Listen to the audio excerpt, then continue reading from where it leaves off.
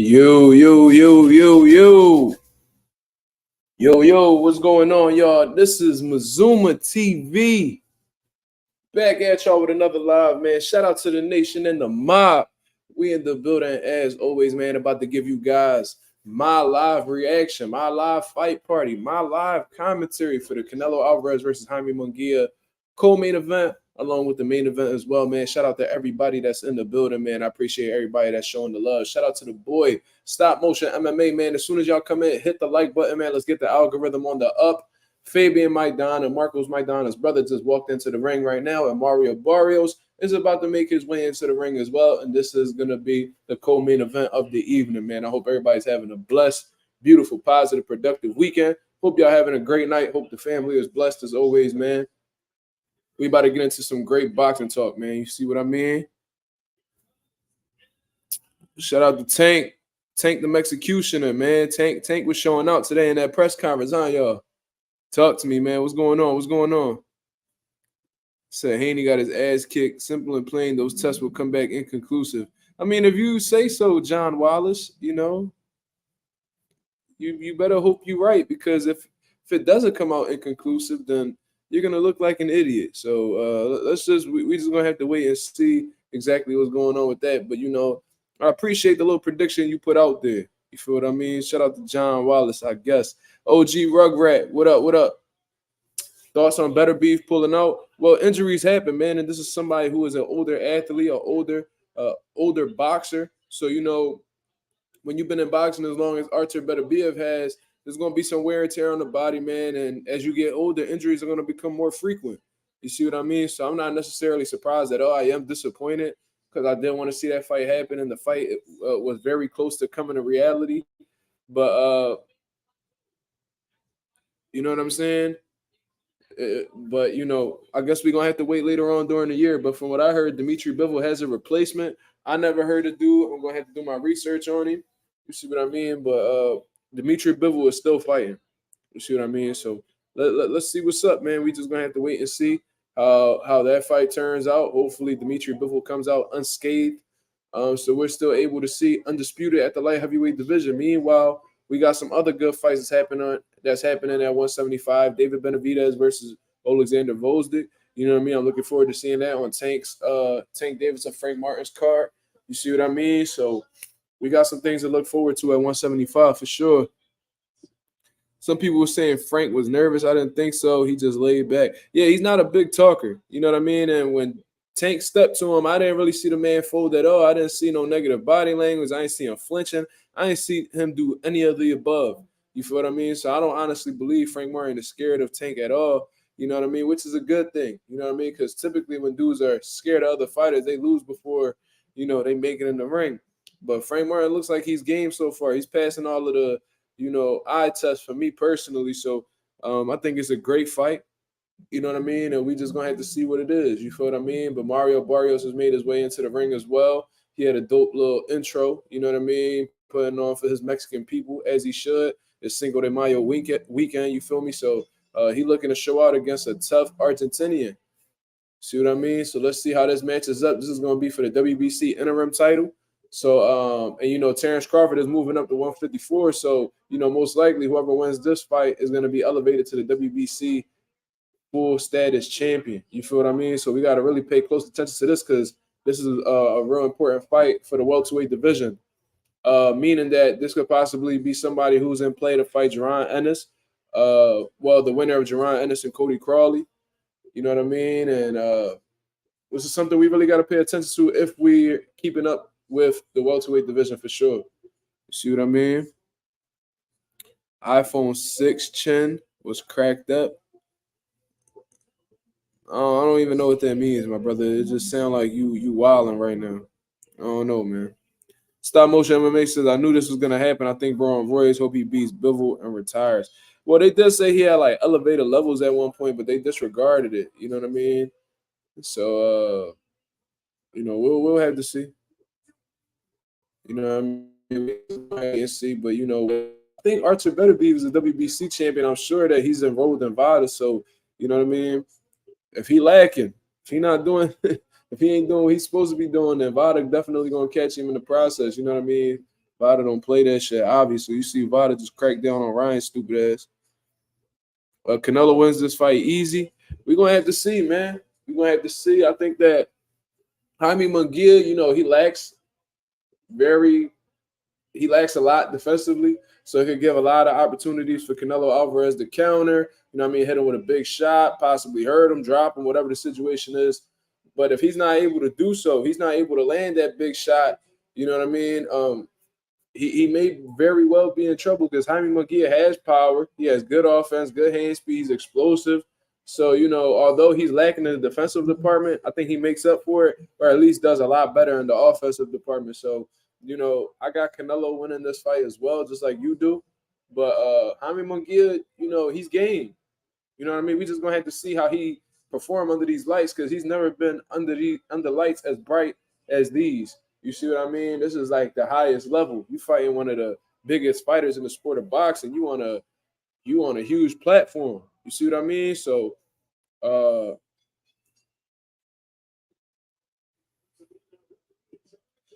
Mexican fighters are better than black fighters. All right, bro. That's when I'm gonna just have to get you the fuck up out of here. You see how I try to give dude a chance?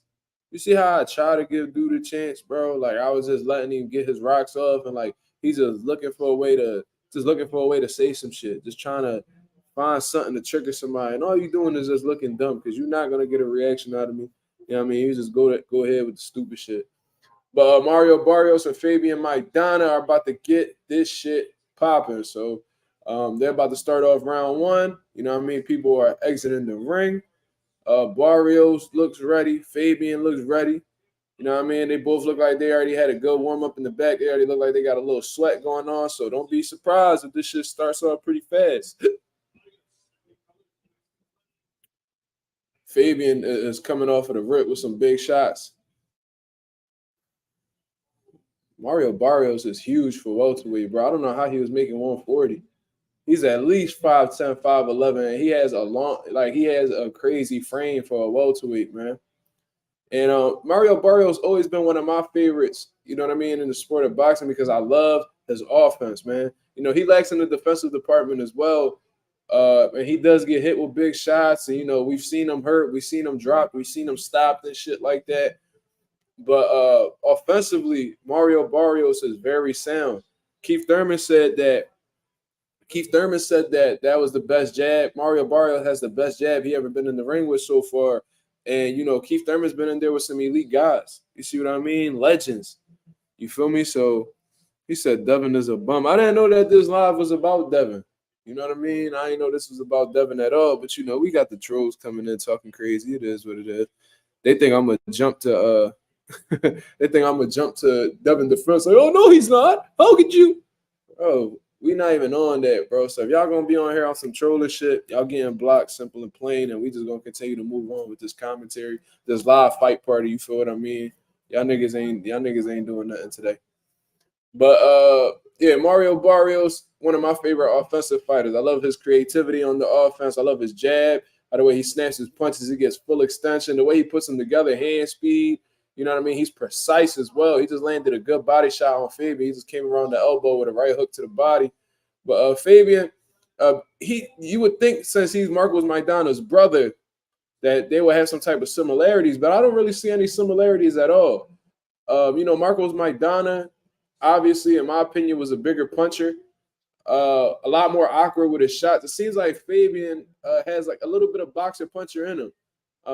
He looks more fundamentally sound, meaning like more predictable than Marcos Maidana.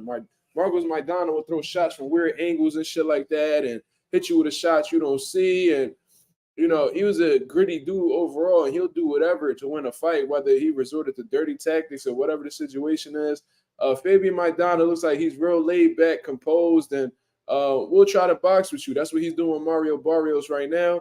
And another thing about Maidana, he didn't really like to take a back step, and it looks like Fabian doesn't really mind doing so. But he's just landed some good body shots on Mario Barrios. But Barrios doesn't really seem phased at this point. Shout out to my boy Chris with the $2 super chat. He says, make sure y'all hit the like button or I'm going to haunt y'all. Y'all heard Chris, man. Hit that like button, man. We got 13 people in the building. I appreciate everybody that's coming in and supporting the channel, of course. You see what I mean? Barrios, okay, that's the end of round one. That was a fill out round for both of these guys. In all honesty, nobody really stepped on the gas or anything like that. They both had some good moments. So that's a toss up round. In all honesty, you see what I mean? Barrios coming in with the fire fit. Yeah, that shit definitely look fire. He had a dope little intro too, man. Barrios, investing in his showmanship. That's what's up. I love it. OG Rugrat. He says, hopefully Benavidez run up on Canelo tonight. I mean, I think that's what he's gonna try to do. But is the security gonna allow him to step into the ropes? Are they gonna allow him to confront Canelo Alvarez? I highly doubt it. You see what I mean? Unfortunately. So as much as I would love to see that, Canelo Alvarez, he a diva, bro. He don't wanna get into them type problems. You see what I mean? Benavidez's best bet is to catch him at the post-fight press conference and stir some shit up over there. But it seemed like, in all honesty, David Benavidez is just tapped out from the possibility of that fight happening. But if he wants to take one last try, one last crack at the possibility of fighting Canelo, you know what I mean? Go into that post-fight press conference, or if you could find your way in the ring, find your way in the ring and test that man, hurt that man pride. You see what I mean? That's exactly what I would do. That's what Erislandy Lara did to get his opportunity at Canelo. He went to the post-fight press conference and went up on the podium with Canelo and was like, yo, like, congratulations and all that. But when could we make something happen? And Canelo felt real disrespected about that. Golden Boy didn't want him to take the fight. And Canelo was like, nah, we're going to make this fight happen because I feel disrespected. So Canelo, one of them dudes that if you test his pride, you know what I mean, you might get what you're looking for. So if I'm David Benavidez or I'm somebody close to Benavidez, I'm really pushing him for him to do that. Looks like Sebastian Fundora in the crowd. Yeah, that's definitely him. That's funny.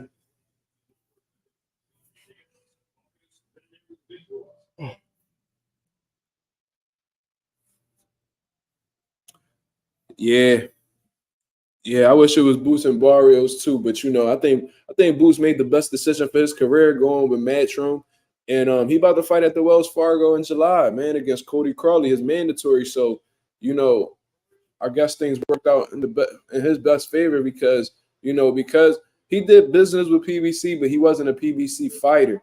You feel me? So with that being known, it wasn't necessarily guaranteed that they was going to give him a Mario Barrios unless he was all in with PBC. I don't know if PBC will be willing to sacrifice their fighters to Boost if Boost isn't signed with them. You know what I mean? They're not into taking losses. They want to be in the best position possible. You know what I mean? They're not in the business to lose money. So, if they're gonna feed one of their guys to Boost, they gotta make sure that they benefiting off Boost. You feel me? But with Boost, having that partnership with Matchroom and him being his own promoter pretty much, it gives him a lot of leeway in the business area. You know what I mean? It was just a better overall move. Eddie Hearn having that business, having that connection with Turkey Al Sheikh, he could really get some fights that he's looking for because the stigma. One of the big reasons why these guys aren't claiming the fight Boost right now is because he don't bring nothing to the table, aka money. You see what I mean? So if he brings the money necessary to the table, what other excuses they gonna have? The first reason was he didn't have no belt. You know what I'm saying?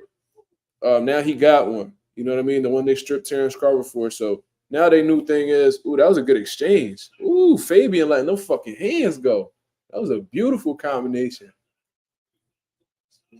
That was nasty. Yo, Fabian Maidana got some good combinations. He got some good hand speed too. That was beautiful. That looked like that froze Barrios up a little bit. Okay.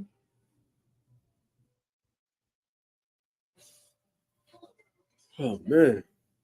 I'm a little bit tired, y'all. I had my son all this morning. That boy a ball of energy, my brother. So be hard to keep up with him, but I mean, I ain't even getting no rest, but I'll drop him off tomorrow. So I'll catch up on my Z's tomorrow. You feel what I mean? But shout out to everybody that's in the building, man. 17 people, man. Let's get the likes up. Where the likes at right now? I can't see them right now. Where the likes at right now? Let's get them up there. We got 17 people. Let's get 17 likes. You got OG Rugrat got it 1-1. Okay. Okay, I respect it. Not bad. Jaime Munguia warming up in the back. Man, it's gonna be interesting to see how Jaime Munguia does with Canelo Alvarez, because, on some real shit, like if we keeping it 1,000, Jaime Munguia hasn't really had much preparation for somebody like Canelo Alvarez.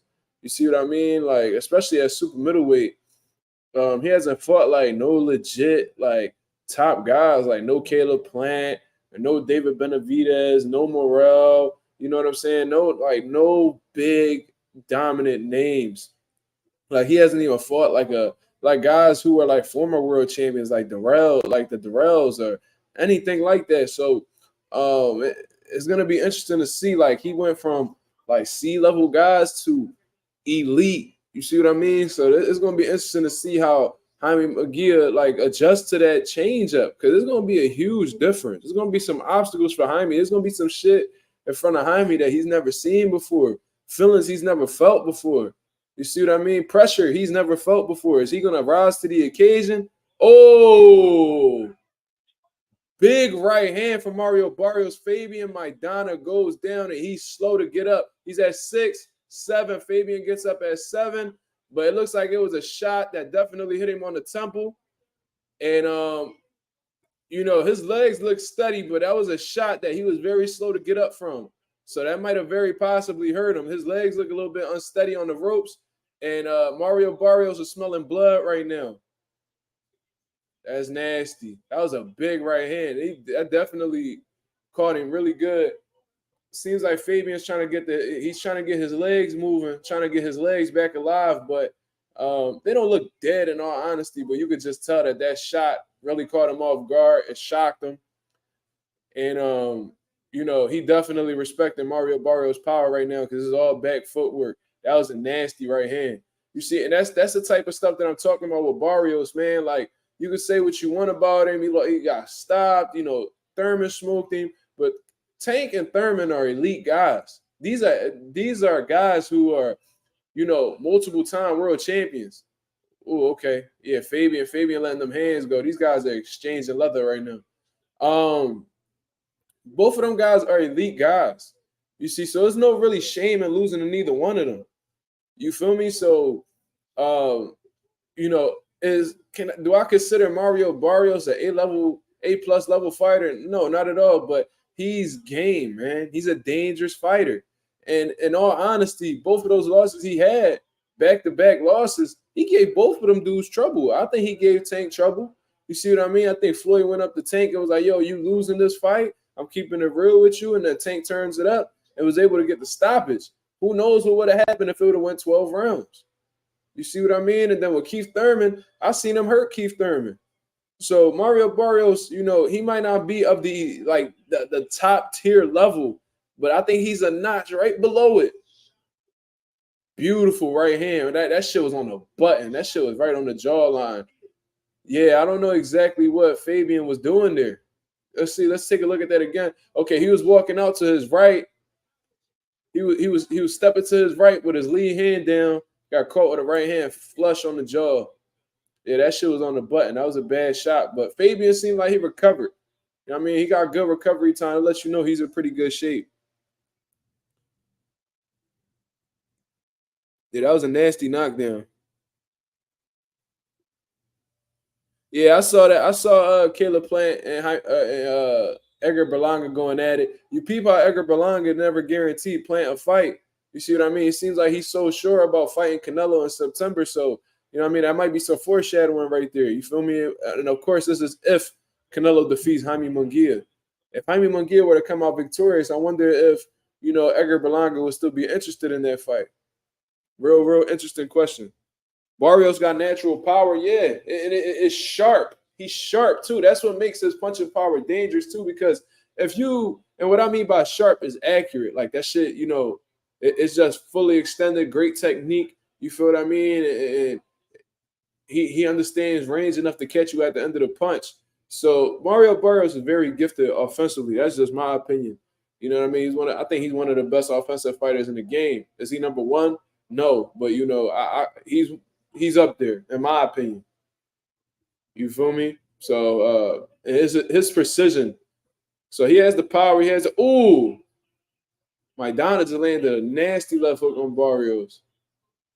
Yeah, Fabian's game. Fabian's definitely game right now. I would like to see Barrios use that jab more. He's walking a Fabian. He just uses jab. He just doubled up on the jab right now. But I would like to see him be more consistent with it and stop being so front leg heavy. You see what I mean? With you being a taller fighter, you being front leg heavy, that could leave you susceptible to uppercuts and, you know what I mean, running into straight shots. That's not something you really want to do. You see what I mean? If anything, you want to put that you want to put at least 60-40 on that back leg, 60% on that back leg, 40 on that front leg, and play the taller fighter, man.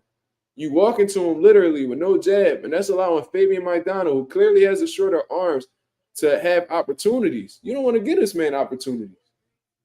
But Mario Barrios is the aggressor right now. You know what I mean? He's keeping his hands up, looking for that big shot again. He's staying patient, and he's not getting too aggressive where he's getting reckless. You know, a lot of people had that tendency that when they hurt somebody, you know what I mean, they lose their defensive awareness, and, in turn, that's how you could get caught. Yeah, Maidana has a little sneaky left hook, so he might have a little bit of his brother in him. You know what I mean? He's a little bit more textbook than Marcos Maidana, but, he definitely got a sneaky left hook because it looks like how the way he throws it and the way he winds it up, it looks like it's going to the body, then he shoots, ends up going up top. So it's a sneaky shot.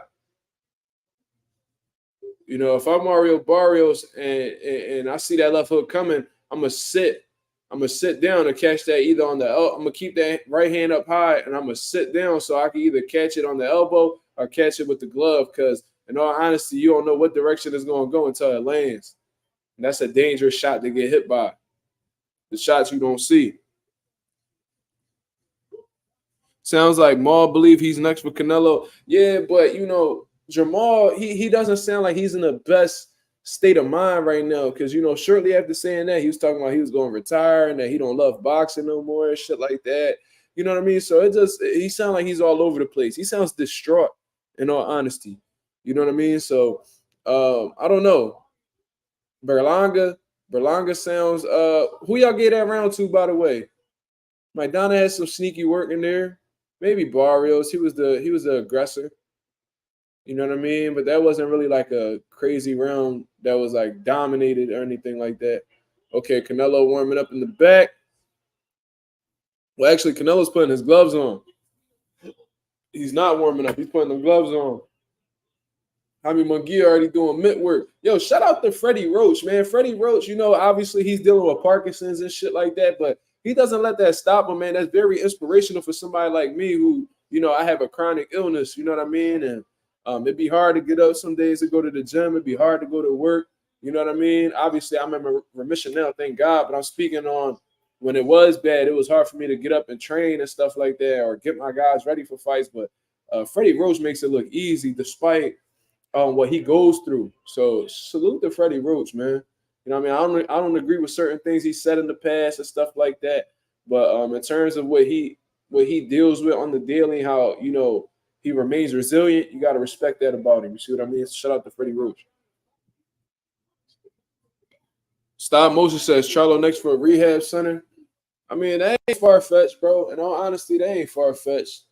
You know what I mean? I think that dude really needs help. I don't know if it's the alcohol. I don't know if it's, things that he's going through outside of the ring, depression. It could be a multitude of things. Maybe it could be a combination.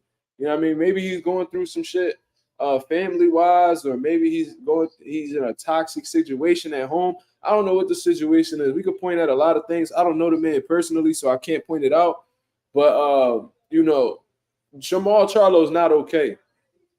And, it's okay to not be okay. You know what I mean? There's point in times in everybody's life where we're not okay, whether we, whether we want to believe it or not.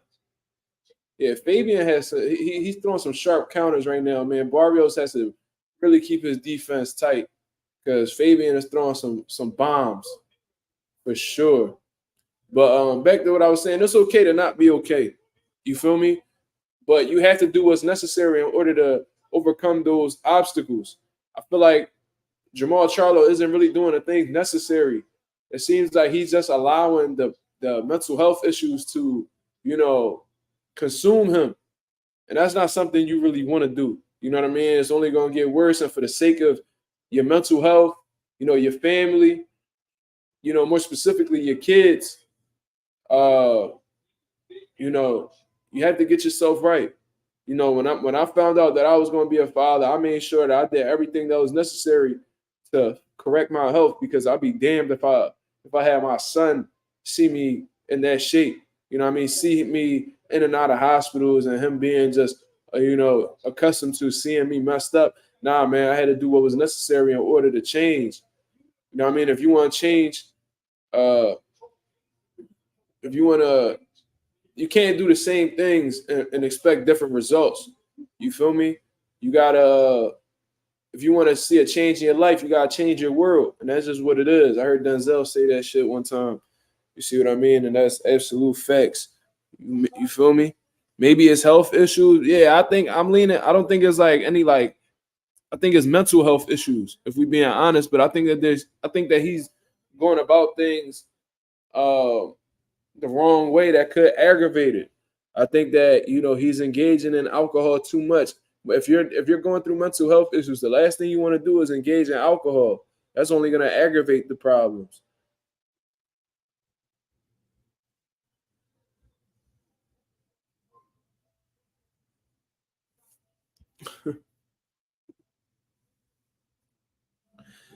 Yeah, but that's not what we're here to talk about. And just based off of what you wrote right here, I know for a fact you're not black. So we gonna get you up out of here as well. You know what I mean? We over here trying to talk about we about to watch two Mexicans fight. We watching a Mexican and an Argentinian fight right now. The main event is two Mexicans. Meanwhile, y'all coming on here talking about how Latinos are better than black fighters. I don't understand y'all angle, bro. Like that's not the topic of conversation. That just lets me know that you're a hateful person. You know what I mean? And that type of shit is a no-no on Mazuma TV. You know what I mean? The Mazuma Nation, the nation don't condone that. So that's just what it is. You feel me? But like I was saying, back to Jamal Charlo. And by the way, Mario Barrios is displaying a beautiful jab, beautiful jab. But he can't overcommit because Maidana looks like he got some nasty counters waiting on Barrios. So I mean, yeah, on Barrios. Yeah, Barrios got hit with a right hand. But if I'm Mario Barrios, man, you gotta keep it nice and rangy, man. You gotta let and with Mario Barrios being a sharp counterpuncher as well, what you want to do is you want to bait Fabian into overcommitting on the shot so you can make him pay. You feel me? So I'm keeping it nice and rangy if I'm Barrios. I'm mixing up my jabs, touching the shoulder, touching the chest. You know what I mean? Shit like that, touching the body. Give them different types of jabs. The slip jab. Strong jab, flick the jab, feint jab. There's a lot of ways you can go about this. You know what I'm saying? Just to keep Maidana guessing. It's going to get to a point where, he's not going to be able to get past the jab. He's going to get frustrated. He's going to have to make a move. And once you see him make that move, you know what I mean? You got to make him pay for it.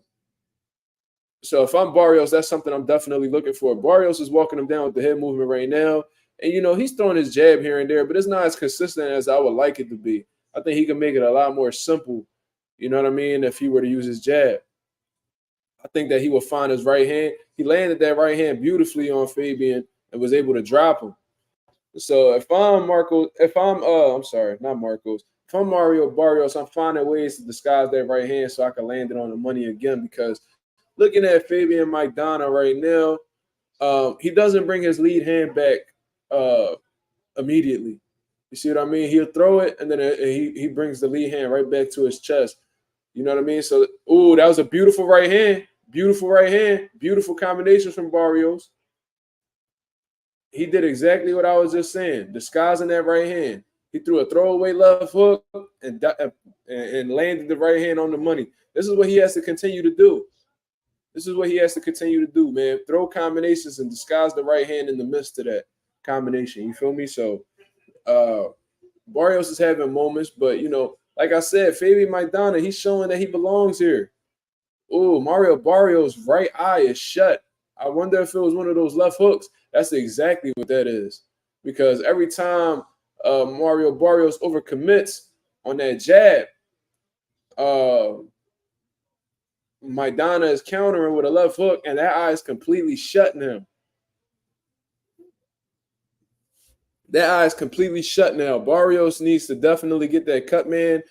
Yeah, he's getting back to that corner. That eye needs to be worked on immediately. That is a really swollen cut. I mean, not cut. That's a lot of swelling underneath that eye, and that needs to be attended to ASAP. And the cut man is getting to work. So hopefully they're able to make something happen. But looking at Mario Barrios throughout his career, I think there was one point in time where he won the WBA. I think it was a WBA regular title. You know what I'm saying? And I think he broke his orbital bone in that bout. You see what I mean? I think that he broke that orbital, and ever since then, his eyes haven't been really holding up the same.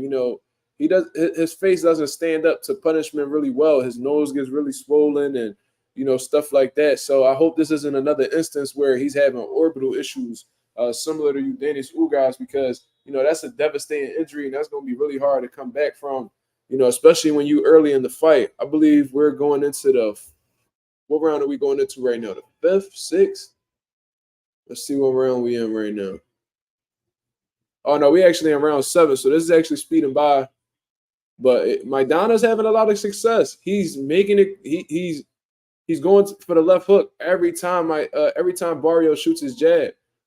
So if I'm Barrios and you're aware that he's countering with the left hook, bait him to shoot the left hook. You see what I mean? And you got to either roll underneath, throw something in the mix, half step back, countering with the right hand. There's a lot of things you could do. You see what I mean? But if you see that his go-to is the left hook, you got to take that left hook away from him, or at least make him discouraged into throwing that left hook. You know what I mean? So Mario Barrios should be looking to set traps right now, for sure. See? Fabian Maidana keeps countering with that left hook. He's giving him movement. He's pop shotting him and getting up out of the way. Barrios needs to be more consistent with that jab, man. There's no reason why Fabian Maidana should be anywhere within your range.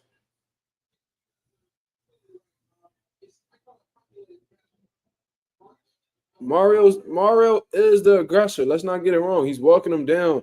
Fabian Maidana has been on his back foot this entire time. But the problem is, he's getting countered while walking forward. He's abandoning his jab while he's walking forward. So this is just low IQ stuff, in all honesty, man. Ain't no disrespect to Mario Barrios, but, high IQ fighters wouldn't really, approach this situation like this. They definitely using their jab. They're looking for openings. You see what I mean? And Mario Barrios is looking for the openings, but he's not doing what's necessary to create those openings. You know what I mean? He's just literally walking to him with a high guard. You know what I mean? Walking to his left, walking to his right and shit like that. And looking for big shots to throw. But, Fabian Maidana, he's in his boxing bag right now. You see what I mean? He's looking for his counters. He's throwing his jabs here and there, and he's giving them consistent movement. I don't know if he fell in love with his power after that knockdown, but, Mario Barrios is making this more competitive than he needs it to be. Leroy says, Canelo, Viva Mexico. Okay, we got some Canelo fans in the building. I heard that the zone commentators talk about how, Jaime Munguia had the louder reaction in comparison to Canelo. So it might be a pro. It might be, I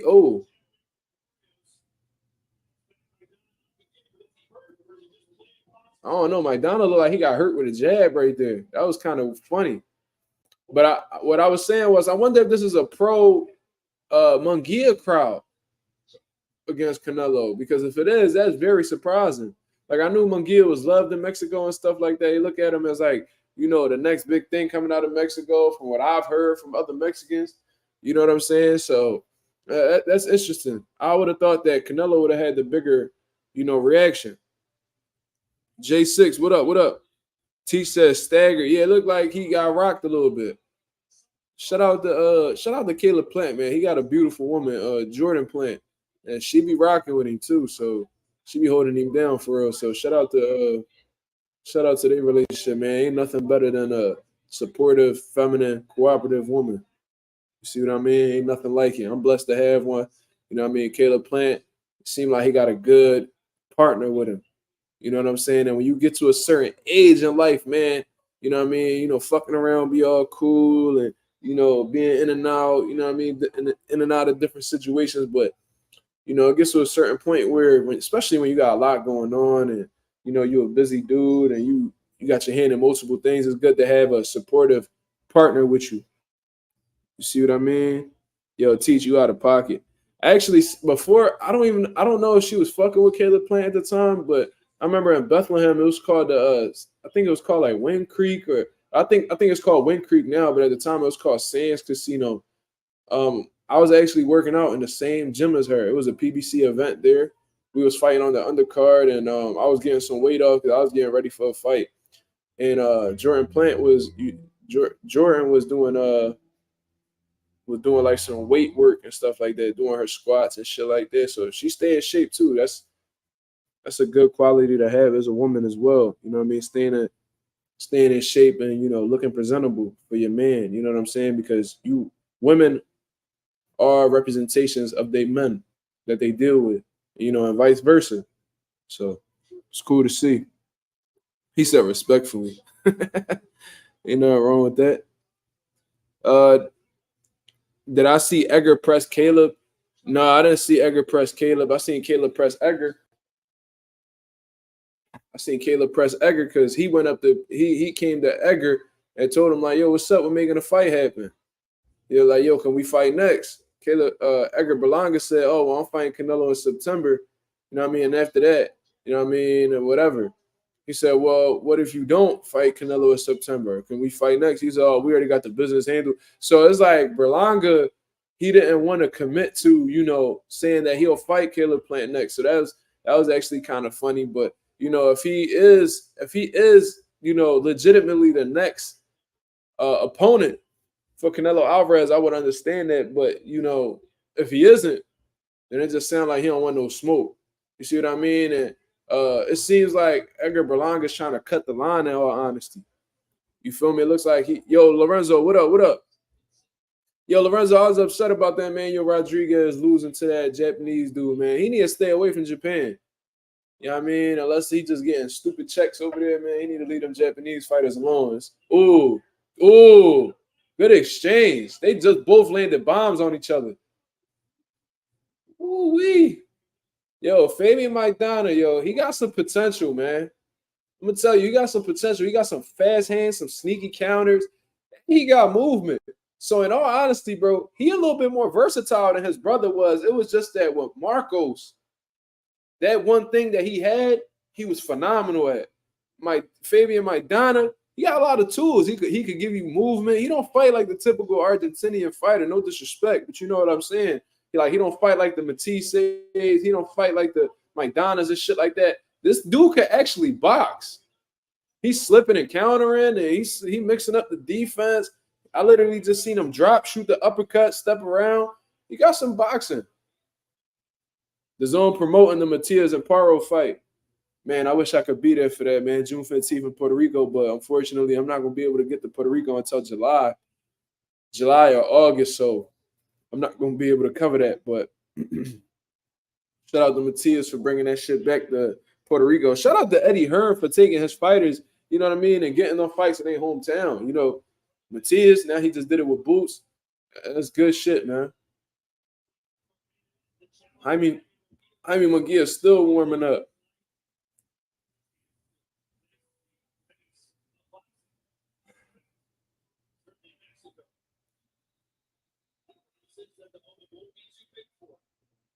I wonder what's Freddie Roach's game plan for Canelo. Wonder what the game plan is. We'll figure it out in a little bit.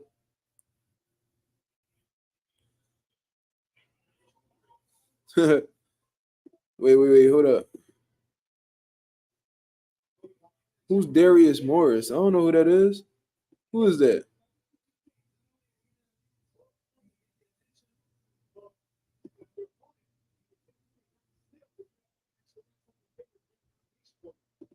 Canelo being a superior fighter as usual.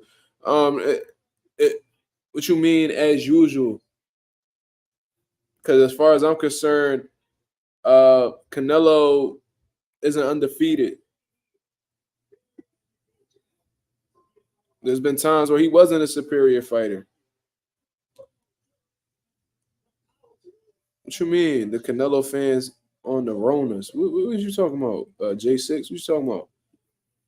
It's funny how during the fights, dudes be watching the fight with you, then after come here and talk crazy. It is what it is, bro. People entitled to say whatever they want to say. You know what I mean? I ain't really tripping about it.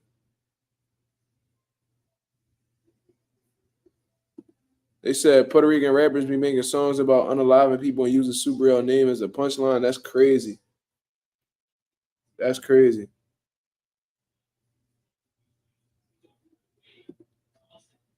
Teach Freddie Roach hasn't swung on Munguia once. I hope that all that defense is up to par in this fight. Well, it's going to be hard to teach a man defense in one training camp and only 2 fights with Freddie Roach, I believe. So, wait, how many fights Freddie Roach got with Munguia? I wonder how many it is. But regardless, I know that I think Munguia used to train with Eric Morales. But anyway, maybe Freddie Roach can't really throw much at Munguia because he does have Parkinson's. But regardless, man, yeah, I hope they was getting some defense. And that was a beautiful combination. Yeah, this is a good competitive scrap right here, man. Good jab. You see, this is what Mario Barrios has to do more consistently, man. He has a really sharp jab. I think he got a really, really good jab. In all honesty, he's just not using it. I don't know why. I don't know what it is with like these guys, like in this current era, but it's like the jab isn't like as common as it should be. The jab is the most important punch in boxing.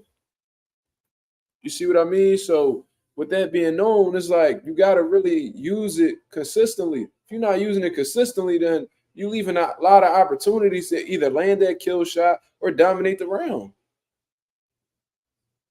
Everybody should have a good, consistent jab in their toolbox, man. When you abandon the jab, you're taking away a lot of opportunities. And you saving yourself a lot of trouble when you use it too. Is this Freddie Roach's second attempt at beating Canelo?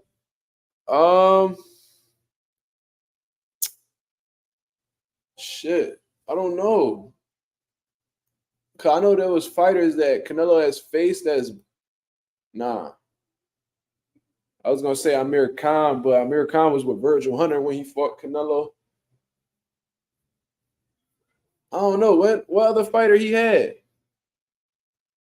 Pacquiao never fought Canelo, so what we talking about? Who who did he have?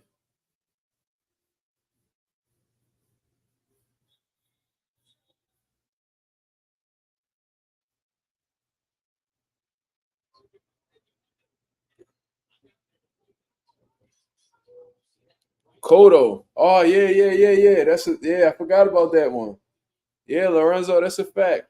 Yeah, this might be his second John. Yeah, I forgot. Yeah, that's a fact. When he fought Canelo, he was with Roach. Yeah, might be his second attempt.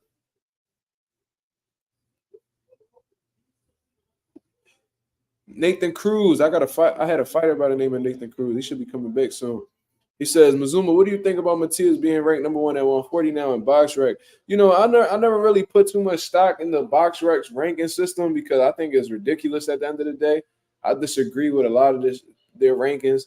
But with Super L being the IBF champion, he has a case for being number 1. If you're a legitimate world champion, you know what I mean? If you're a legitimate world champion in your weight class, and each person in the division has 1 belt, they have a case for being number 1.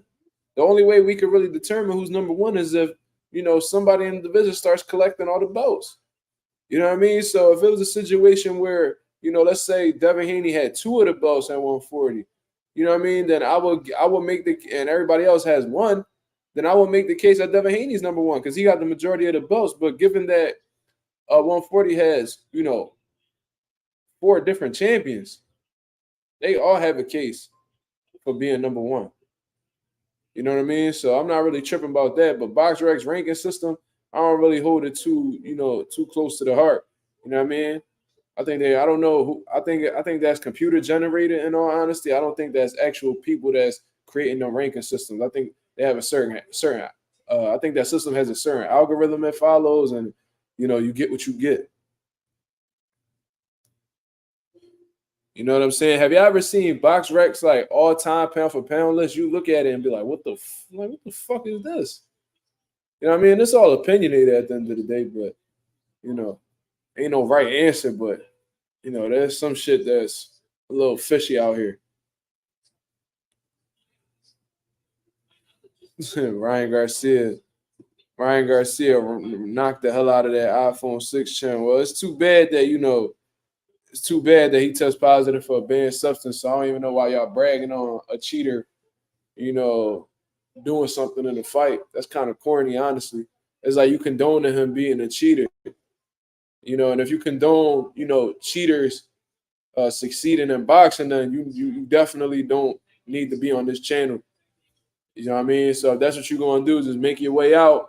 You know what I mean? If you don't make your way out, then I'll gladly get you the fuck up out of here on some Uncle Phil, Jazzy Jeff shit. So you know what I'm saying? Go ahead and do what you gotta do and just save yourself the trouble and step on up out of here, because we don't support drug cheats over at Mazuma TV. You feel me? Chris says, usually the Ring Magazine hold for number one, I would put Tio, but I'm disappointed in the last fight. Like I said, they all have a case. I'm not one that really holds the Ring Magazine too high. Oh, look, Gervonta Davis in the crowd.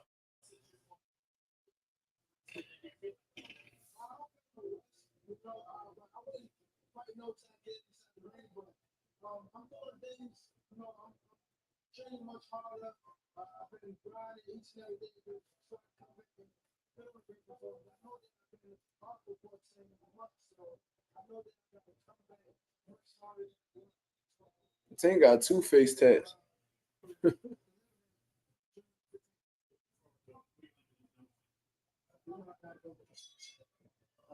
Gervonta Davis picking Canelo. Thanks, Tank. Yeah, Tank is at the fight. Yes, he just did a little small interview with him during the intermission. Probably checking out, his former opponent, one of his previous opponents, Mario Barrios. Probably checking him out, seeing what's up. But nah, he just had a press conference in Vegas, so they probably just brought him on out there. You feel me? So we'll see what's up. But I forgot what I was talking about. Yeah, Gervonta's tattoos is fire. I love the Baltimore tattoo he got on his back. That's my favorite one that I've seen from him.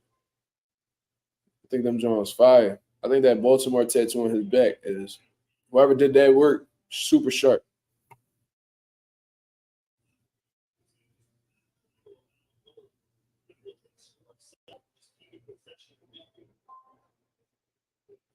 Gervonta got good fashion sense. You know what I mean? I don't be feeling the handbags, the purses, and all that shit, but he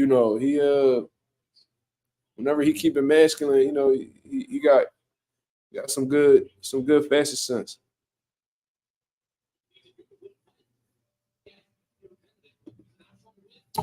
What do you think should be next for Boots after Cody? I mean, it all depends on what's available at that point in time, because the landscape of boxing changes so much. You know what I mean? We really don't know what's up. But let's say he disposes of Cody Crowley. You know what I mean? In July, we don't know if Terrence Crawford's going to vacate them belts within that time frame. You know what I mean? And if he is, then I would highly suggest that Boots isn't going to go up to 54 right away and try to get that Terrence Crawford fight. Then I would do some belt collecting. Shit, while you waiting for a big opportunity, man, just continue solidifying your legacy, man. Become a unified world championship. If you have enough time to go for undisputed, go for it. You see what I mean? Although you got to deal with Eddie Hearn, you are your own promoter, so you can make a lot of shit happen. You know what I mean? So that's what it all depends on what's available at that point in time. Maybe the winner of this fight right here between Barrios and Maidana, which is a competitive fight in all honesty, man. Could see Boots. That'll be a good one if PBC permits, Barrios to do so. Barrios got a lot of heart, so I believe that he would face Jaron Ennis. But regardless, man, Boots, he could have some options. He could do some belt collecting at 47 or, take on a big opportunity at 54. It all depends what's there. It seems like 154 kind of busy right now, man. Bud about to fight Madrimov. Virgil about to fight Tim Zoo. Sebastian Fundora, he out until later this year. Uh, it's a lot of it's occupied. It's definitely occupied. Jermell Charlo pretty much waiting to activate his, champion and reset shit against the winner of Crawford and Madrimov. So it's interesting. OG Rugrat said Mark should get a Philly bag tat. That's so played out, man. That's so played out in Philadelphia. I feel like everybody in Philly got a Philly tat.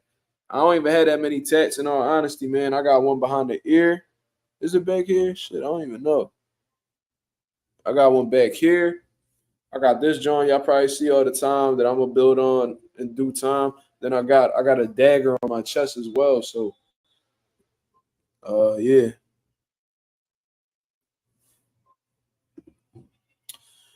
Nathan back in the building. He said Stanionis didn't look his best after a 2-year layoff, but he was fighting a 37-year-old. Also, I don't think he wants boots anytime soon.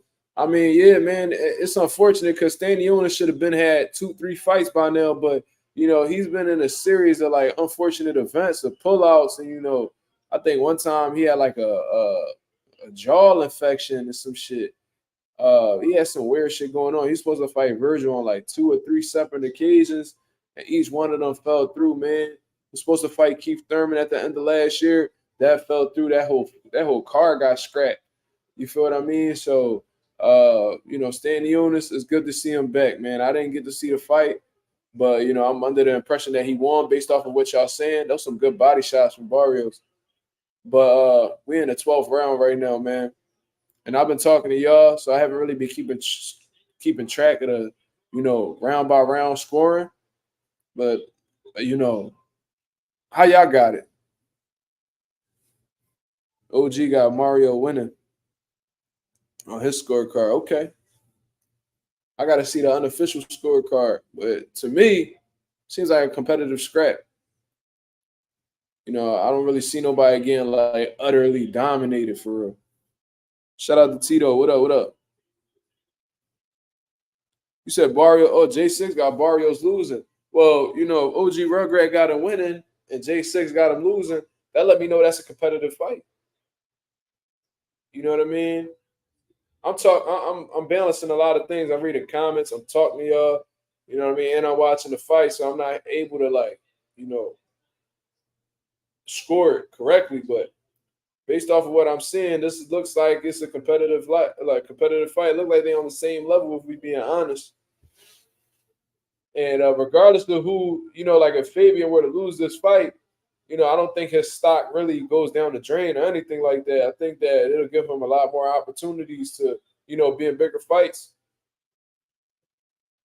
You know what I want to see in all honesty, man? What's going on with Romain Villa, man? Barrios versus Romain Villa would be a good ass fight. If Romain Villa is the same after that Boots loss. Romain Villa versus Mario Barrios would be a great fight. If Boots isn't able to get Barrios first. What's going on with Rashidi Ellis, man? There's a lot of inactive people in 147 that could get shit stirred up. Villa did take too much punishment, so I don't know if he'll be the same. But, if he's anything like himself, then Barrios' eye is fucked up. But he seems unfazed by it.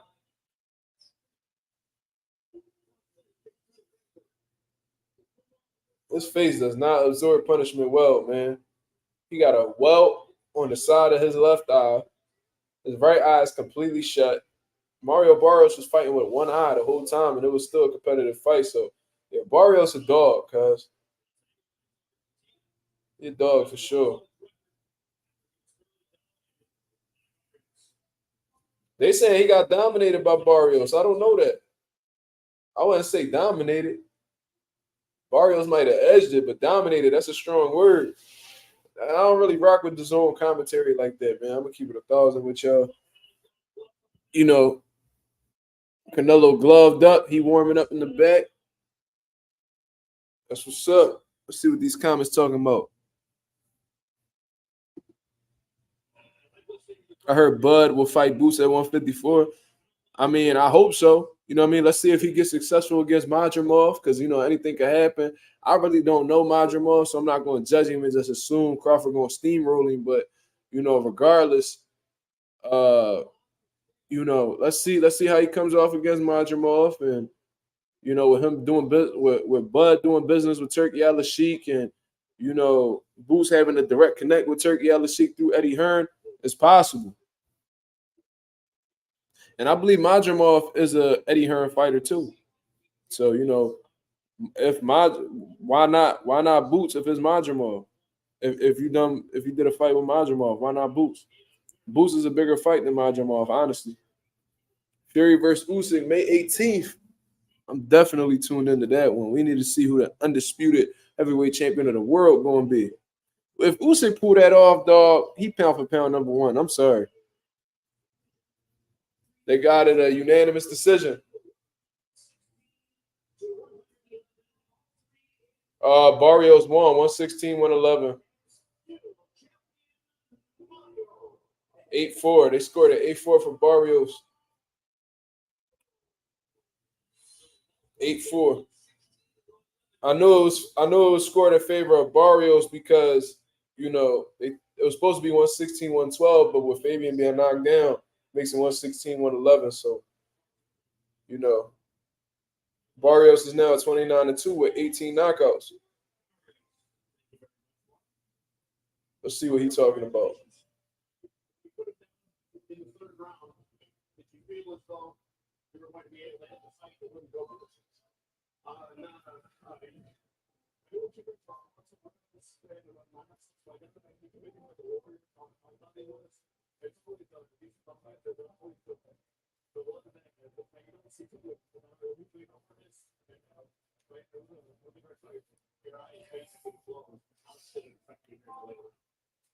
Yeah, if Usyk becomes undisputed at cruiserweight, bro, think about this.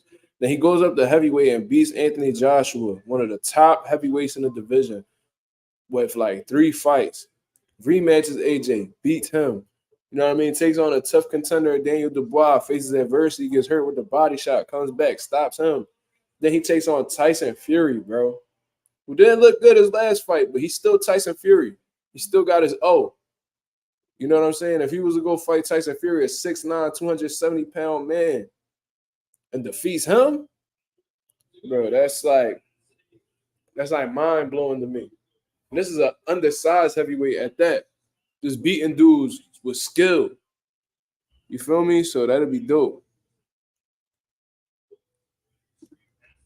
Chris with a $2 super chat. He says, phone face scanner won't recognize him. Happy for him. Yeah, definitely won't. He ain't getting that face. Yeah, that face ID shit ain't gonna work on his iPhone. He gonna have to keep typing his password so that shit he'll up. Renzo said, I got Usyk every time. Ooh, wait. Like De La Hoya got that.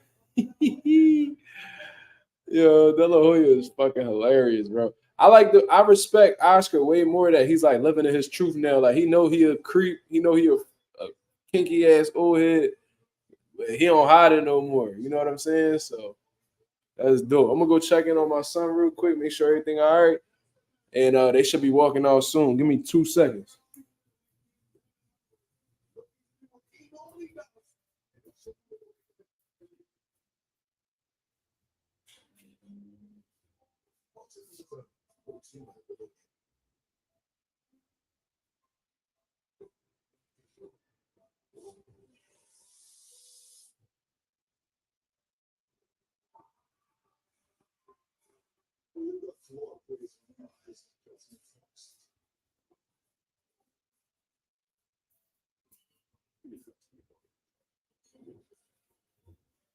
All right. Yeah, family first for sure. Shout out to Lorenzo, man. I hope your baby doing well, man. Yeah, my son be rock, bro. I be so fucking glad. Cause that boy, man, he burns so much energy. It's like, bro, you bound to get some good ass sleep. As much as he be running around, dog, I baby proof my whole crib, man. And I put him in a walker. Cause you know, I be trying to hold him and shit like that, but he don't be wanting to be in my arms. He's a big explorer, bro.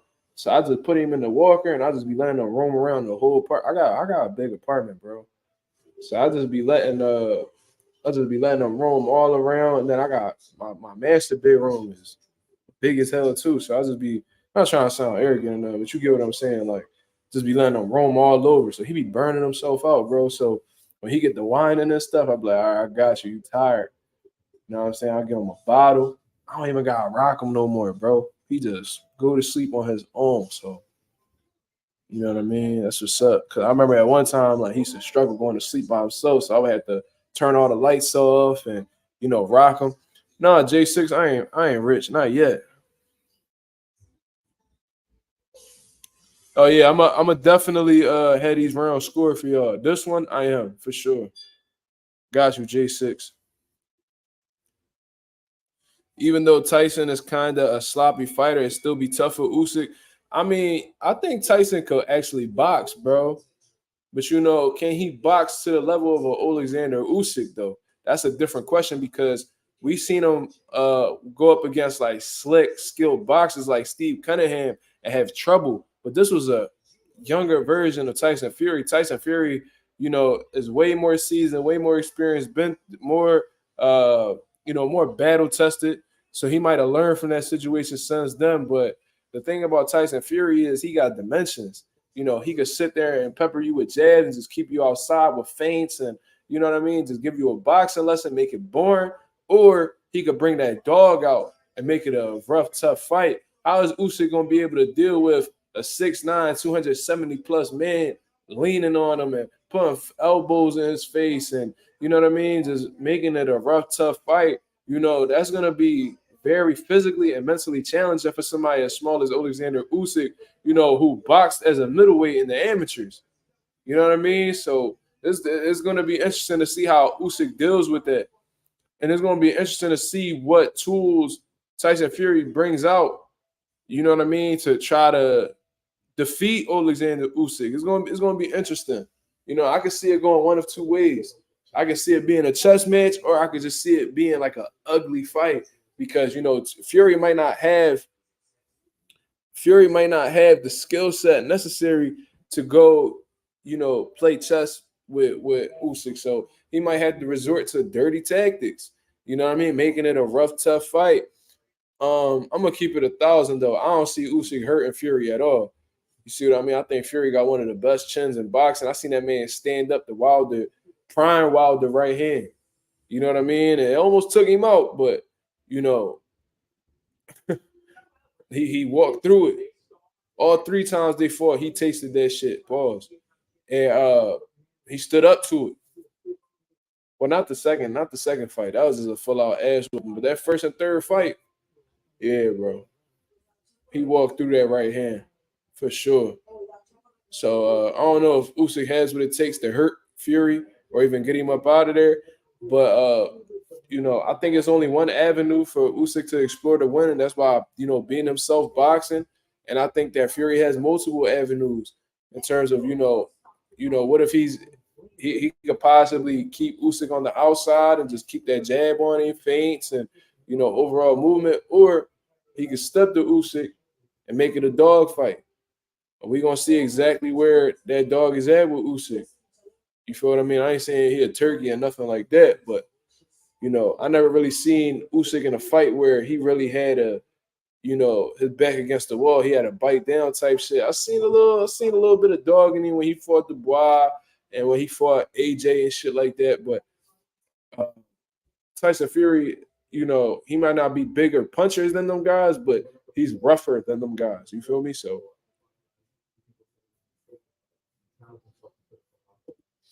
Ralph, shout out to my boy Ralph with the wrench in the building. He says, in my opinion, the only way Tyson wins is to bully Usyk and lean on him and make it a dirty fight. I see Fury stopping Usyk with this approach. If Fury does a chess match approach, I think Usyk wins. That's a great observation, Ralph. That's a great observation.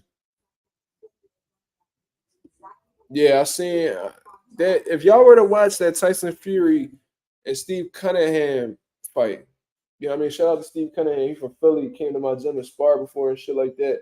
Um, he gave Fury one of his toughest fights ever. And Fury had to resort to dirty tactics in order to defeat Steve Cunningham because, you know, when he was trying to box with Steve Cunningham, he got knocked down and everything. You see what I mean? So, you know, he might have to pull out the same approach for Usyk. And the referees better be whoever the referee is better be ready to get involved because Fury gonna pull up. He gonna try to pull off some fuck shit, man. So be on the lookout for that. Shout out to everybody that's in the building, man. We got 19 people in the building. 20 people now. Hit the like button as soon as you come in, man. We are currently doing Canelo Alvarez versus Jaime Munguia live fight party along with some commentary. So, you know, shout out to everybody that's in the building. That boy Canelo got that motherfucking baby blue on. You know what I mean? Okay, they doing gauze first.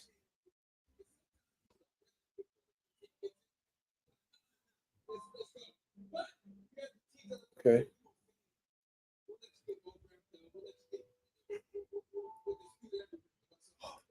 He got the baby blue on. Black and baby blue. That's interesting. Interesting colorway. Wonder what type boxing boots he got on. He probably got the Mizuno John. Have y'all? I don't know if any of y'all box, so my apologies. But have y'all ever seen those Mizuno boxing boots? Mizuno, bro. I was looking to get some one time, right? Cause I seen Canelo wear them for one of the Triple G fights. And I was like, yo, them Jones actually fire. Like I actually like how they look. Let me see if I could get some, bro. They like between $700 to $1,000, bro. I'm like, holy shit. I'm like, bro, how the fuck are these so expensive? You see what I mean? I'm not typically a cheap nigga, but I'm like, damn, bro, like, cause you know, I got winning paddles, I got winning sticks and shit like that. Like, I don't got no money, I don't got no problem putting bread up and investing in myself. But god damn, for boxing boots, bro, that shit better have me sliding like that shit better have me gliding like Usher in that motherfucking boxing ring.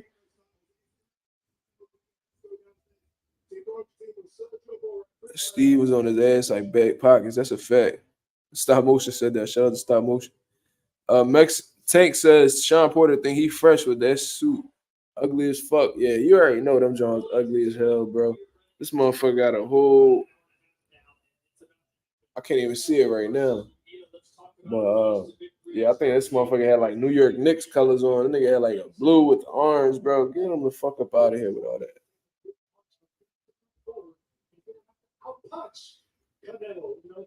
Why are they sitting so close together? That's weird.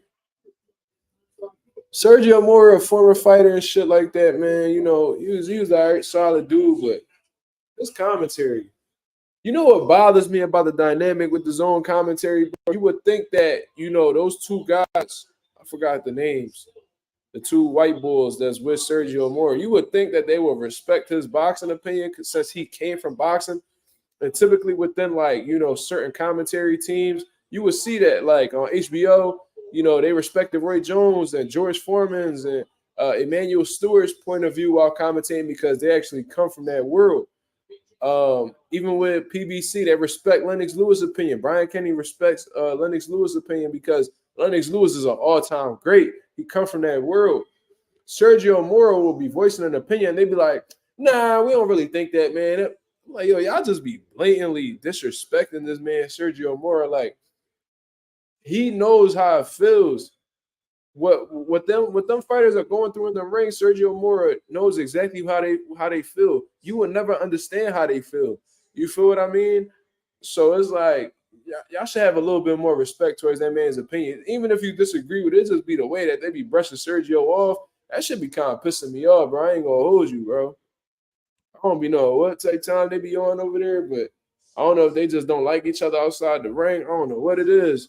Well, outside of the, you know, they jobs or whatever, but that should be hella disrespectful, bro. I'm like, yo, get that man his fucking like. There's a way to disagree with him. They be like, nah, nah. You know, I don't really think it's that. I'm like, bro, cut it the fuck out, bro. Yeah, he a former. Yeah. J6 says, what is that WBC belt? You already know what Mauricio Suleiman be doing, bro. That motherfucker will create a belt every time Canelo fights. You know what I'm saying? And probably charge him for it with his stupid ass. Or he'll make the belt based off of that crazy ass percentage that he get off Canelo checks. You know what I'm saying? But, you know, they always come out with a belt whenever Canelo fight.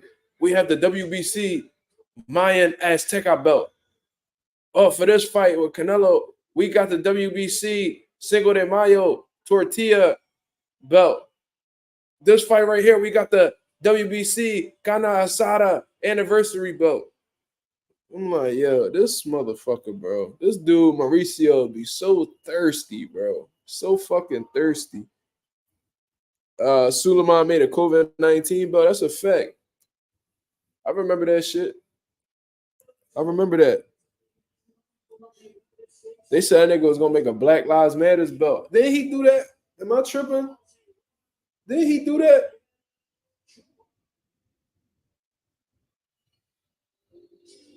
WBC extra spicy chalupa belt. That's hilarious.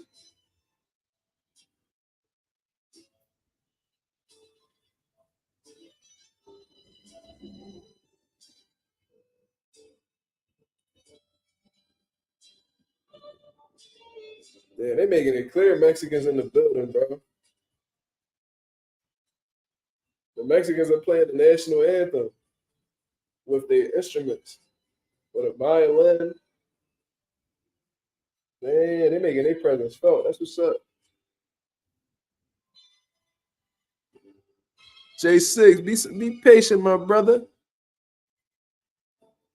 You know they gotta do the national anthems before they rumble for the main event. That's tradition. It's 11:28. They is a little bit behind time though. Imagine the second Fury Wilder fight. The BLM belt was on the line. Would be hilarious to see Fury walk away with the BLM. Yeah, bro, that was a bad job, bro. Bro, I was so pissed when Fury did that to Wilder, bro. Bro, that shit had me mad, bro. I wanted Wilder to win so bad.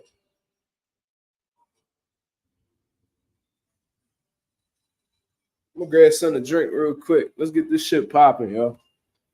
The main event is here. You know what I mean?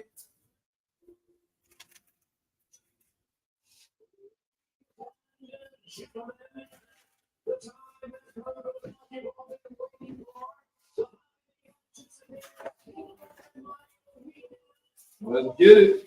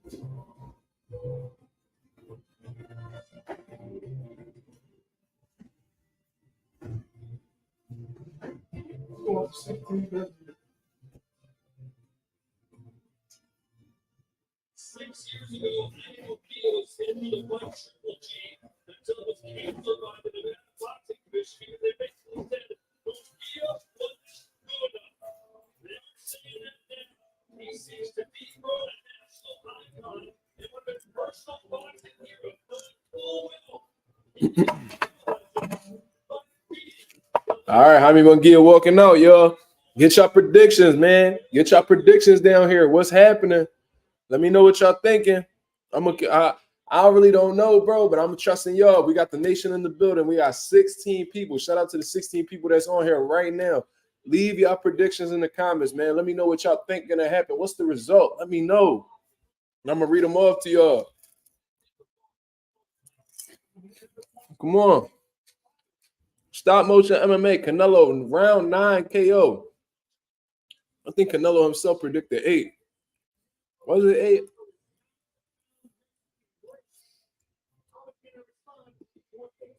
Chris says, I want Munguia to win because he less likely to not duck David. That's what I was saying too. But, you know, I think both of them got a little bit of duck sauce in their system. You feel me?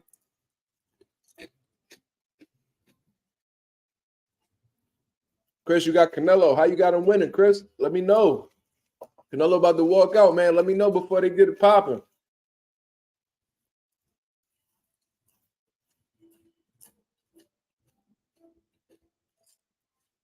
Why they always do like these long ass intros for Canelo, bro? Like they always want to drop like a whole fucking like trailer before he step out.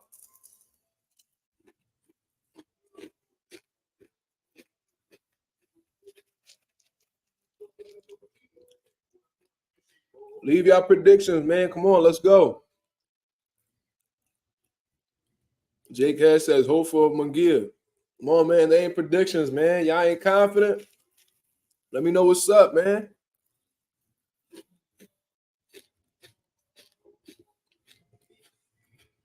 If Canelo wins, nothing changes. If Munguia wins, everything changes. I agree with that.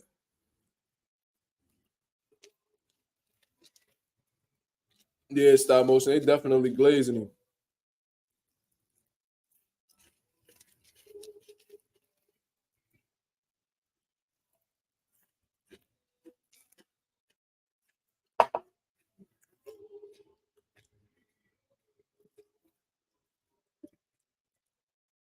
Yo, J Cash, you sure? You know Munguia ducked Benavidez before.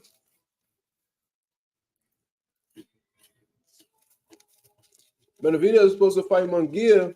Munguia pulled out of negotiations, so Benavidez had to fight Demetrius Andre.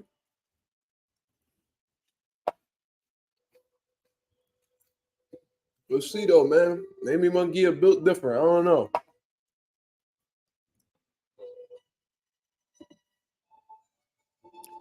But Singh says, ain't no way Barrios beating Boots after what I seen tonight. Well, I could have told you that way before this fight.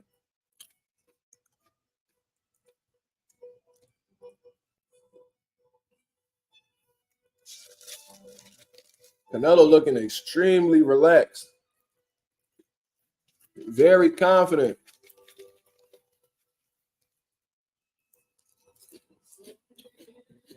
It's almost like he knows something, you know?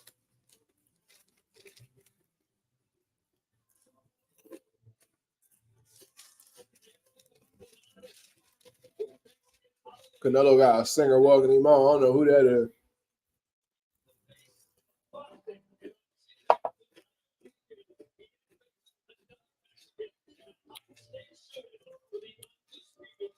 Yeah, smoked chicken nachos. I got motherfucking frosted flakes in a cup, man.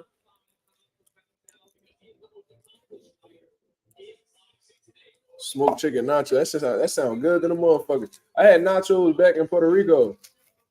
Shit was fire, bro.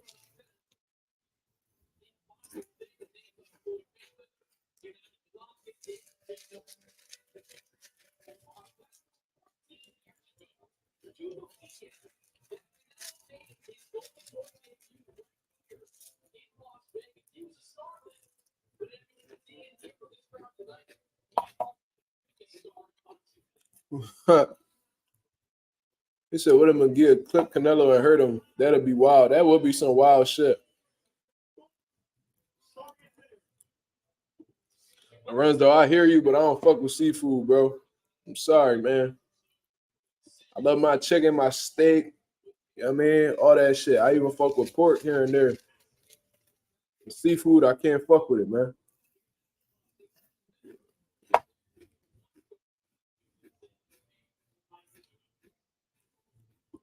Damn, Chris, I hope you all right, homie.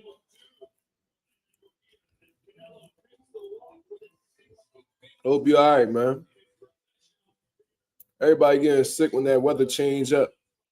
I was sick for a little bit. Thank God my immune system on point. But my son, he just getting over his sickness and shit. He was congested real bad. I got a lot of it up out of him through the medicine I got him and shit. But everybody's sick right now.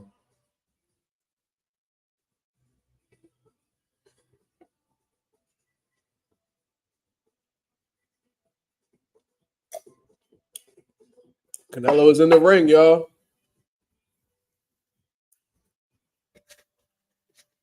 About time.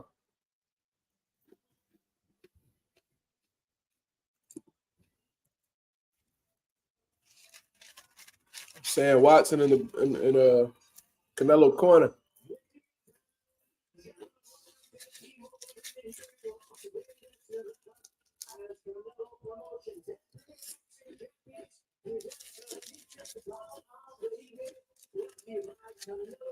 Get it popping, y'all. Come on. Predictions, man. Let's go. Don't say the win. Don't just say the winner. Say how they gonna win.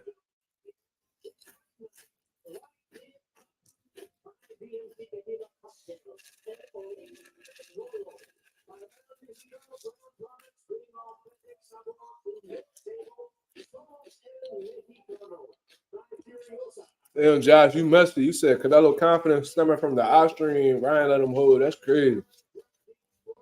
You a messy nigga.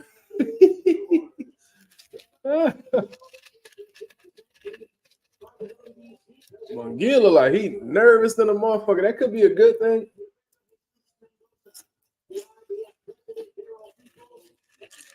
But he look like, damn, I'm about to finally fight this nigga. I'm about to really fight Canelo. That's how he look right now.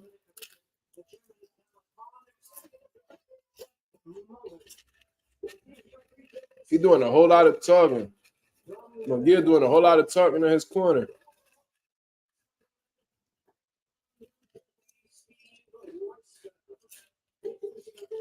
I got a feeling Munguia gonna lay an egg in this motherfucker, man. He like he shook in that corner.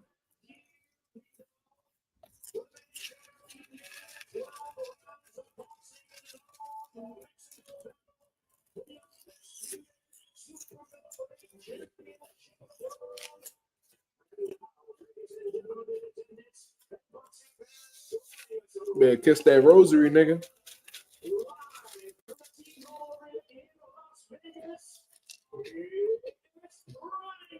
Nigga said Munguia finna dookie.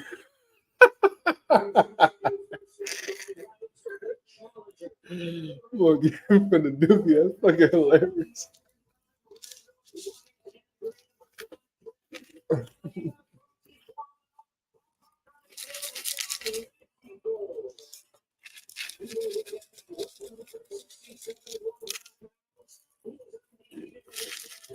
So 43-0. Golden Boy got that boy to 43-0.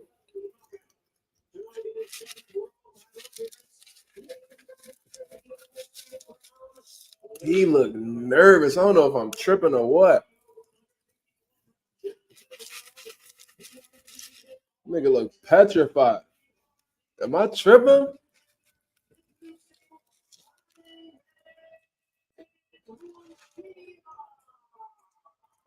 Yo, y'all niggas bucket, bro. He said, stop Moses said Munguia running out of the ring like Charlie Z. Damn. All right, y'all. It's about to go down.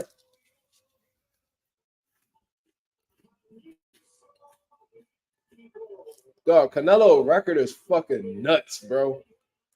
Keep it a buck. That nigga 60-2-2. And they say he had fights in Mexico that they didn't count on his record. Like in this current era, for somebody to have 60 plus fights and still be at an elite level, bro, shit rare, bro. Like Andre Ward retired 32-0.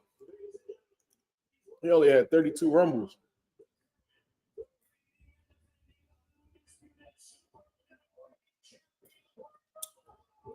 Canelo got 64. He literally got double the fights that Andre Ward had. Nigga did Andre Ward career twice.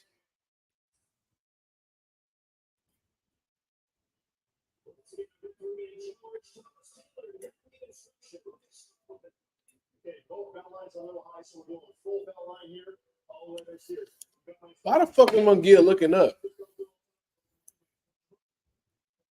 I gotta study his body language at other fights to see if this is traditional because he's doing a lot of weird shit, and I don't know if I'm just nitpicking or what. Charlie Z undefeated like Munguia. He probably fought the same niggas too. Charlie Z was a clown, bro. He used to be like, yo, let's just light spar.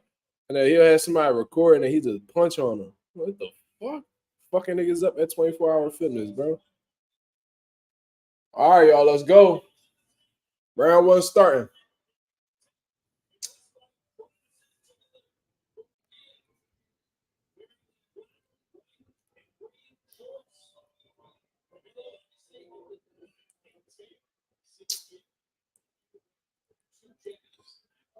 Jaime Munguia, aggressive off the rip, both his hands up. But he's real front leg heavy. I don't think that's something you want to do against Canelo. I don't think you want to lean on that front leg too heavy, especially when you're the taller, rangier fighter. Canelo has yet to throw a punch. He's just giving him some movement right now.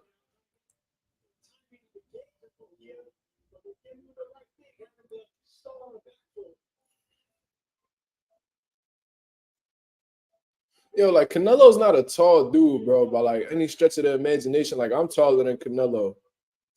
But I'm gonna tell you this. Canelo got a big ass frame, bro. Like his chest area, the shoulders. Okay, Canelo punching Munguia's shoulders. That's interesting.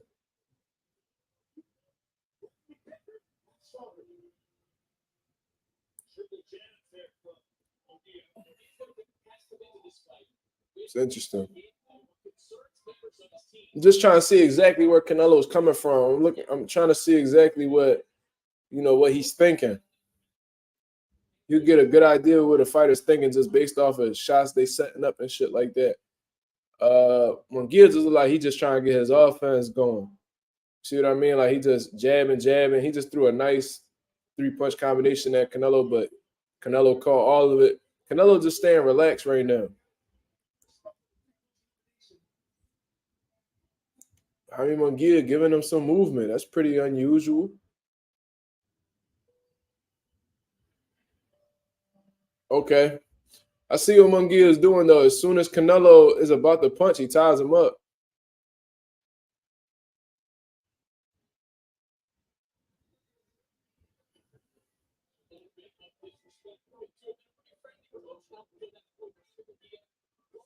Ooh. Yo, Munguia better watch for that left hook, dog. Canelo fuck around. Stretch that nigga, bro. Yeah, Canelo got a little pissed off because during the break, when they split from the break, Munguia hit him with a little shot. Canelo had something to say about that. Okay, they getting that shit flying already. Munguia has to be careful when he tying up with his hands down like that. That could get him clipped coming in.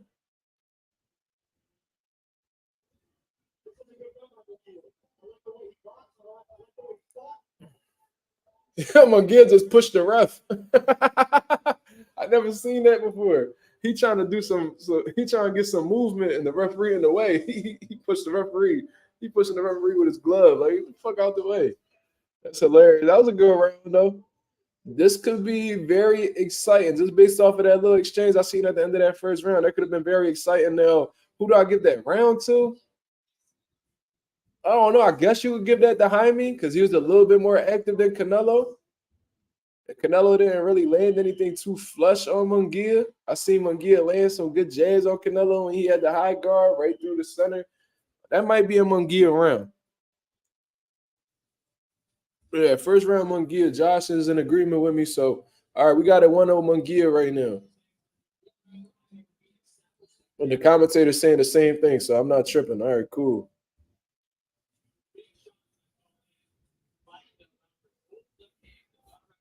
But Canelo is sneaking in that left hook, man. He's really sneaking in that left hook. So you gotta be Munguia better keep that right hand up real nice and tight, dog. See, he throwing it. We're in the second round right now. So Munguia got a sharp jab though.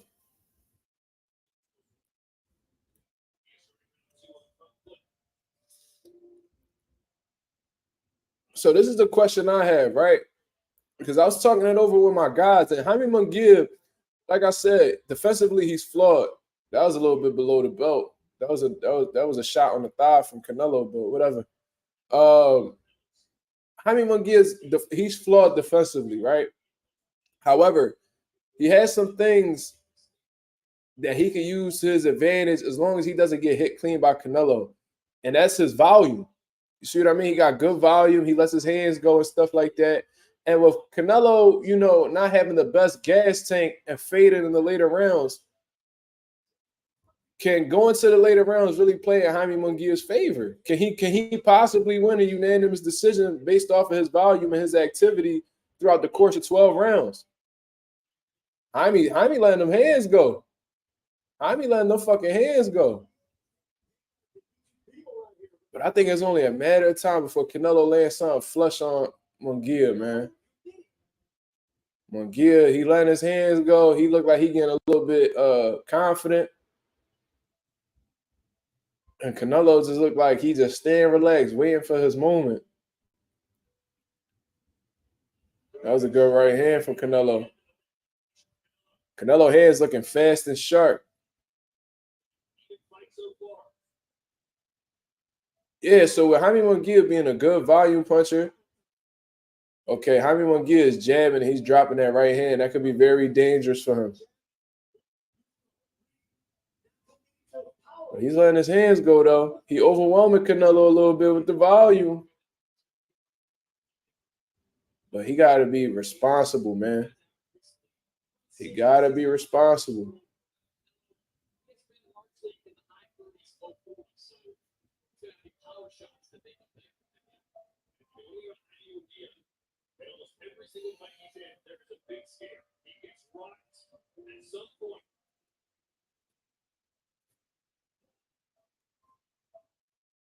Yeah, Munguia, he taking chances, and Canelo's hitting, he peppering him with some right hands and shit like that. But that big left hook that I'm telling you guys about, Canelo's looking for it. Canelo's definitely looking for it.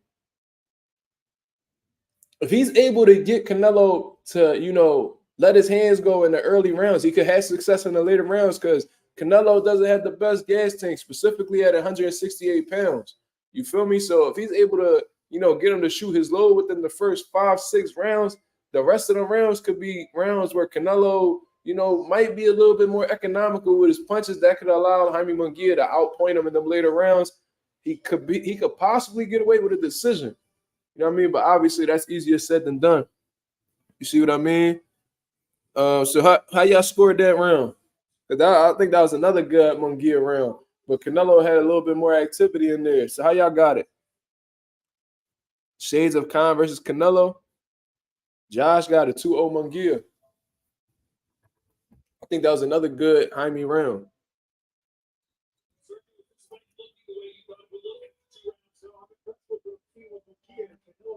And the commentators, they showing a lot of respect for Munguia, which is kind of, and look, David Benavidez watching in the crowd. That's fucking hilarious, bro. This is the closest Benavidez has ever been to Canelo. Facts. Ooh, good right hand from Munguia. Canelo ate that shit, though.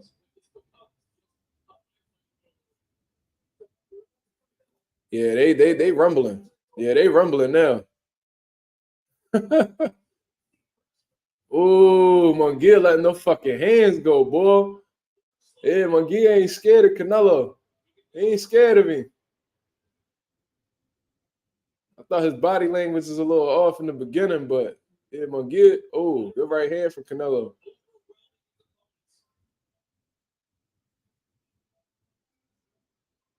Yeah, they exchanging leather right now, man. Yeah, Munguia gotta stay smart defensively, man. At least just bring your hands back. If you ain't gonna give us no head movement, dog, at least bring your hands back after you punch, because Canelo do got that type power where he could slump you. Good right hand for Canelo. Canelo is not finding the left hook, but he is having success with the right hand. But Munguia is not discouraged, man. He letting his hands go. He doing what he do.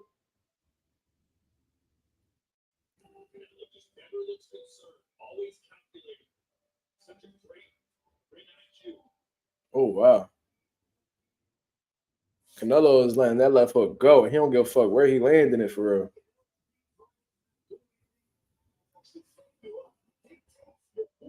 Some good boxing right now, man. It's some real good boxing right now, boy.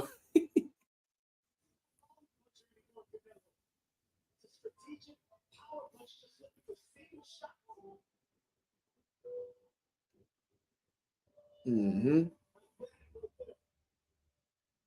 Yeah, Canelo's throwing that hook, but he's not landing it as flush as he would like to.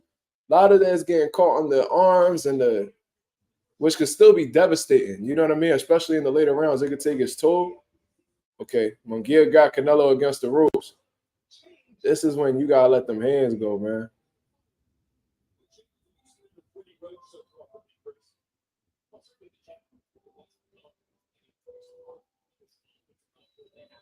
Good fucking jab, Munguia.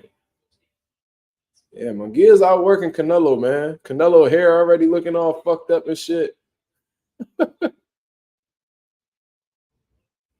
Yeah, they exchanging leather, bro. This is some good ass fucking boxing. Yo, he just snapped Canelo head back bad. Let's go, Munguia. Ooh wee. Yo, Munguia, yo, hold on now. Hold on now. Hold on now. Okay. Munguia snapped Canelo head back on one of them right hands, boy. Come on now. Canelo, you better wake the fuck up, nigga. Told you guys, man. If Munguia allows his offense to be his defense, he said Munguia fucking this nigga up. Oh man, that was just the first three, man. We still got 4, 5, 6, 7, 8, 9, 10, 11, 12. A lot of shit can happen in 9 rounds, people. Let's not get too invested yet.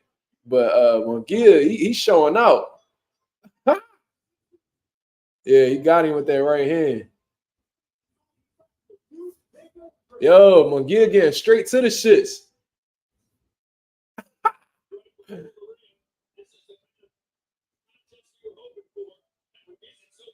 See, this is the fight. This is the fight that I believe Jaime Munguia will be successful in. As long as he brought his hands back, he would have been okay. He would be okay. You know what I'm saying? If he makes this a value puncher type fight and makes Canelo fight outside of his pace, he could have success. He could wear Canelo down and you know, take over them later rounds. You know what I'm saying? I think that what would have hurt Munguia is he would have sit there and try to play chess with him. But he's punching in combinations right now. But Munguia did get caught with a left hook just now, and it looked like it got his attention a little bit, but not completely discouraged. Oh, good right hand from Canelo. Munguia ate that shit though. Damn. Yeah, he took that shit on the. Yeah, he ate that. Yo, listen, if he's able to, you know, walk through Canelo's punches, Canelo assed out. He assed out. If Canelo don't hurt him or get his respect, he in trouble. I'm telling you. He ain't get hit caught. He ain't get hit clean with that left hook yet, but you know, that right hand landed on the money is about as good as it could get. And Munguia ate that shit, continued marching to him. But Munguia's, you know, his volume went down a little bit. He got to continue punching in combinations, man. There you go. That's what he has to continue doing. It has to be more than one each time. You cannot allow Canelo to be in position to counter you. Canelo got to get his jab off and start punching. He got to start sneaking that right hand in because he had a lot of success with the 1-2.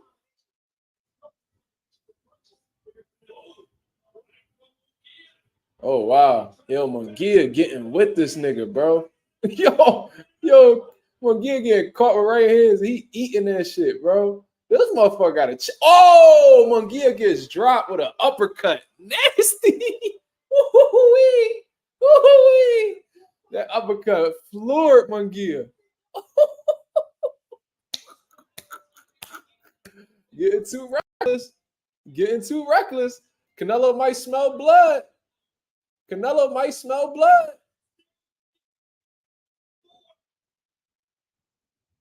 Gotta keep them hands up. I told you, leaning heavy on that front leg, man.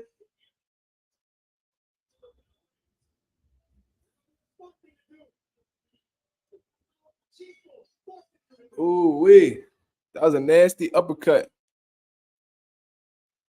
Canelo saying, "Last fucking body." That's a good one right there, boy. Last fucking body. That was a nasty uppercut, though, man. Just he just leaning forward, man. There's no reason for Munguia to be leaning forward against a shorter fighter, bro. No reason. Left hook, right uppercut, sack Munguia down. Munguia didn't see the uppercut at all, but he didn't look like he was completely hurt.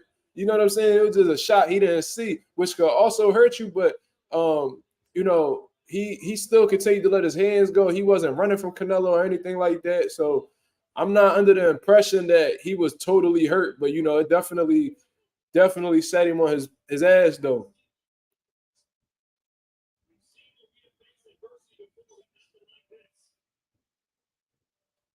Nah, JK, it's 10-8 regardless of whether he was winning the fourth round or not.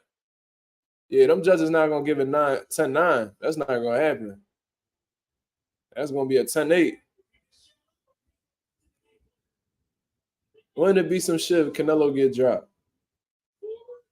Will we ever see that? Will we ever see Canelo get dropped, bro? I feel like that shit is like close to impossible, bro. Like I swear to God, I cannot see Canelo touching that canvas to save my life. I don't know why. But I also thought the same shit about Earl Spence. I was like, bro, I can't see him getting dropped. He got his shit rocked. He got dropped like 4 times against Bud.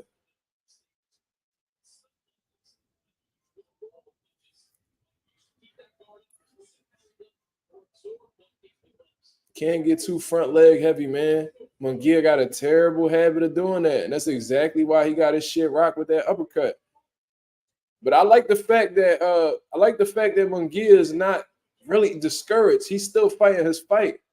But the thing is, he's leaning in for that uppercut again. You cannot afford to do that. You cannot afford to do that.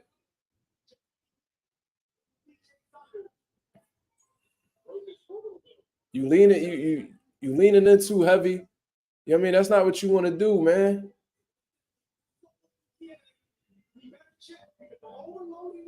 It seemed like he takes all of Canelo's punches well, but that uppercut, that's not something he want to continue getting hit with, man. You don't want that to accumulate, my brother. That shit'll get you up out of there. But we currently in the 5th round, and Munguia's continuing to put on a good effort, man. He punching in combinations. Canelo just sitting there waiting for the counter. See? Canelo still finding that uppercut.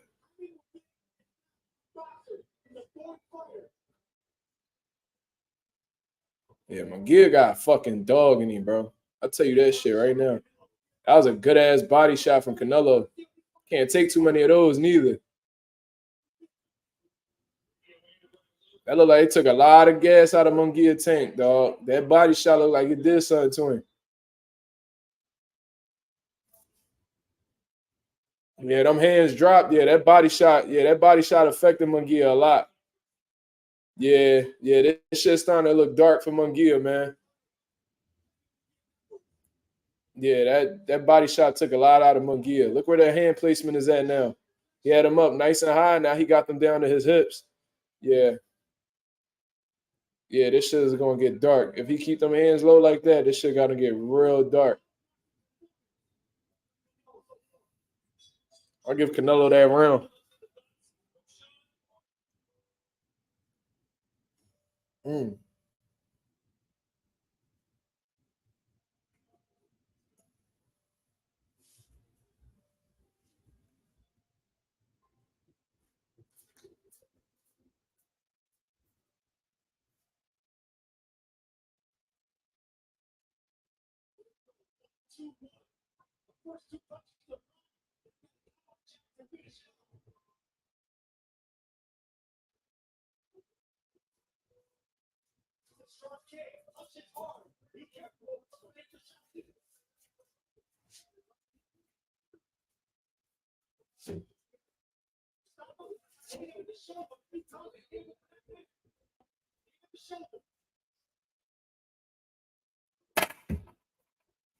They telling him to aim at Munguia's shoulders to drop them hands. That's what Eddie Reynoso just told Canelo. So be on the lookout for that. Ooh.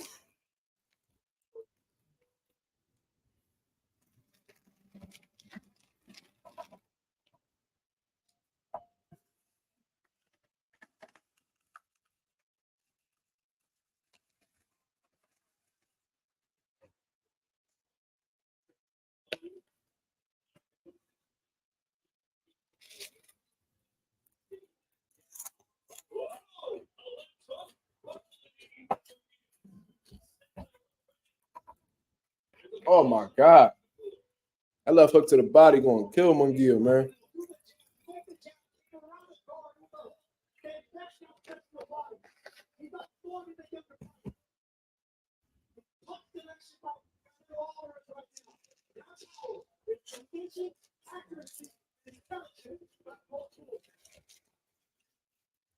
Yeah, Munguia's volume dropped drastically, man.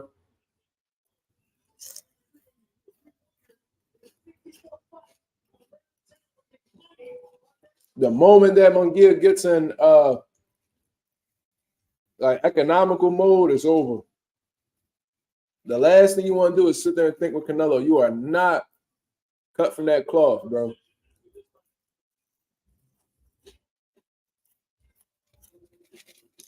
As experienced as Canelo is, you cannot sit there and think with him, man. That's what the fuck I'm talking about. Look, leaning heavy on that front leg. You don't catch that uppercut.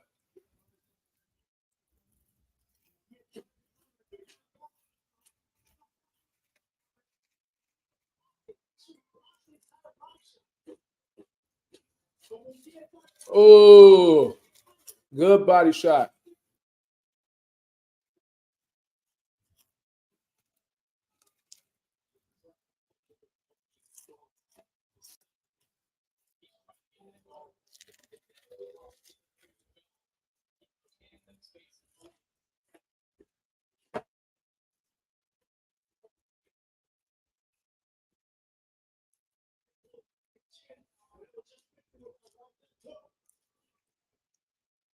Yo, guys, I don't know if y'all know. Did Jaime Munguia get dropped before? Was that his first time getting dropped?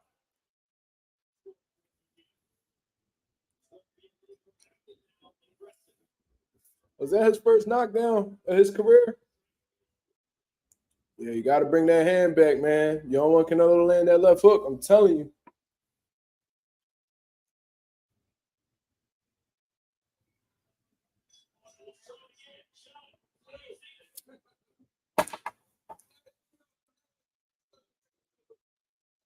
Canelo got that round two, in my opinion.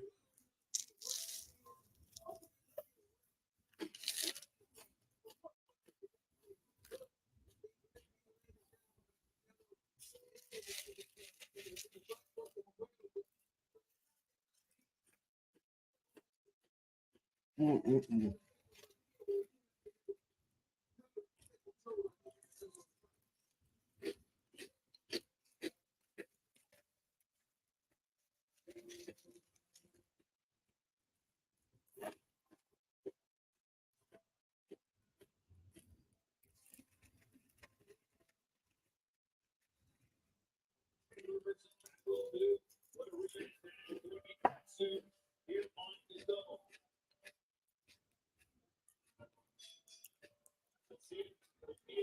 Okay, that was his first time. Wow.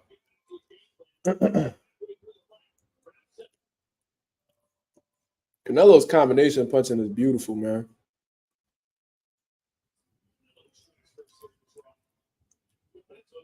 Canelo looking pretty good shape though, man. You know what I mean? He usually fading out by this point. And he still looks fast. He still looks sharp. He still looks like he has energy. Oh my God, left hook right hand just fucking split Munguia shit. Not literally just rocked his head back. But Munguia's trying though, man. He's still trying to be him. He's not completely discouraged. He just getting tattooed a little bit.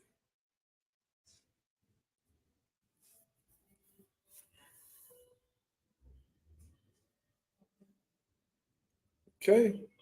Look, you still got this. You got the rest of the seventh round, 8, 9, 10, 11, 12. Still got 6 to prove something. So, Munguia still has room to make some shit happen. He won a couple of them early rounds. You know what I mean? But he has to make the changes necessary now. You know what I'm saying? And in order for Munguia to be successful, he has to outwork Canelo. The moment he gets worried about what Canelo's throwing, he's in trouble, man. He's gonna have to walk through fire to beat Canelo. That's just a tight fighter he is. Ooh, nasty body shot. Nasty body shot. Left hook to the body. That shit is killing Munguia, dog. Look how low that fucking right hand is, bro. He trying to fight him off. He got Canelo against the ropes. Oh my God. Munguia is getting his shit rocked, dog. I don't know if Munguia gonna be able to go through these last few rounds getting hit that clean, bro. Munguia's standing up to it, but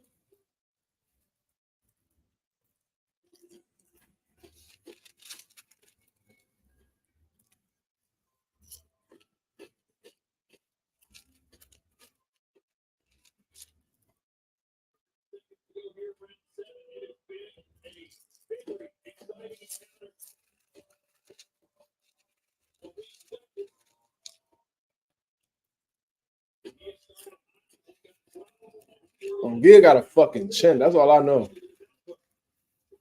He got a heart.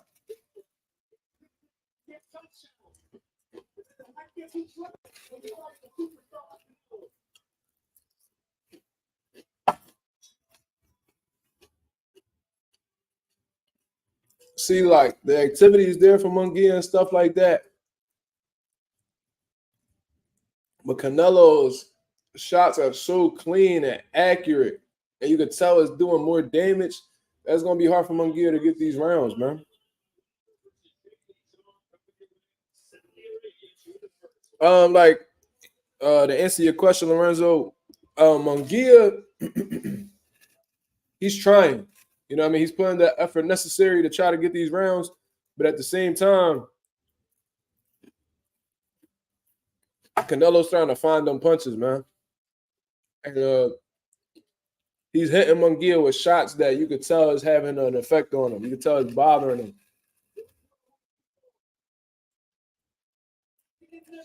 Nasty fucking left hook to the body, bro. But Munguia, he's showing me a lot right now, though, man.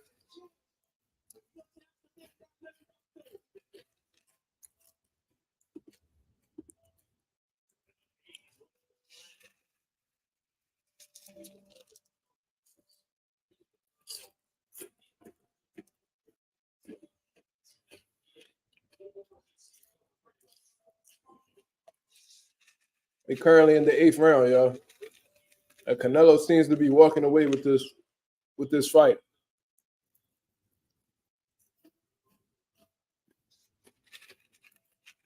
Ever since the knockdown, the momentum been on Canelo's side.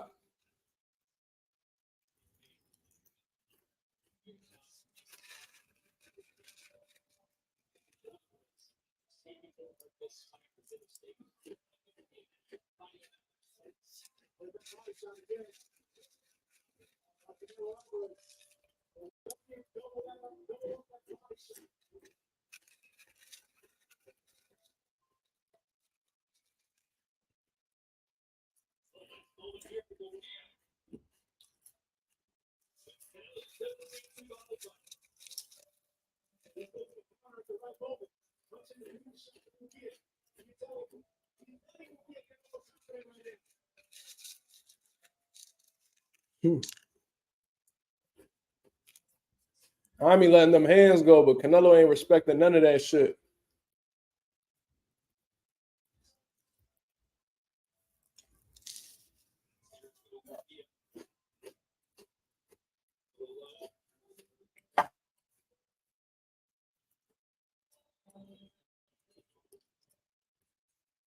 Mm.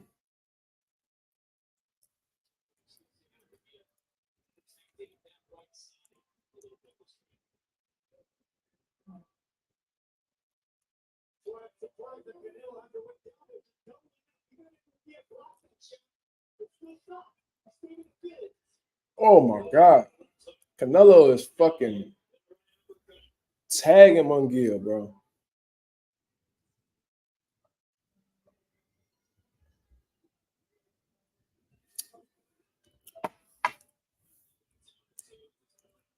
You said ninth round KO coming soon. I don't know. It seems like Canelo ain't really stepping on the gas neither, though. Canelo's content with just fighting at that slow pace.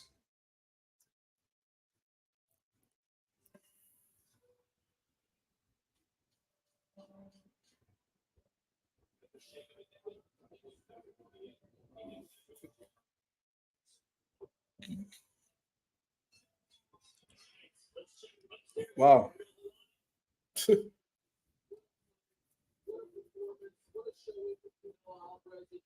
Damn, what's y'all scorecards, y'all?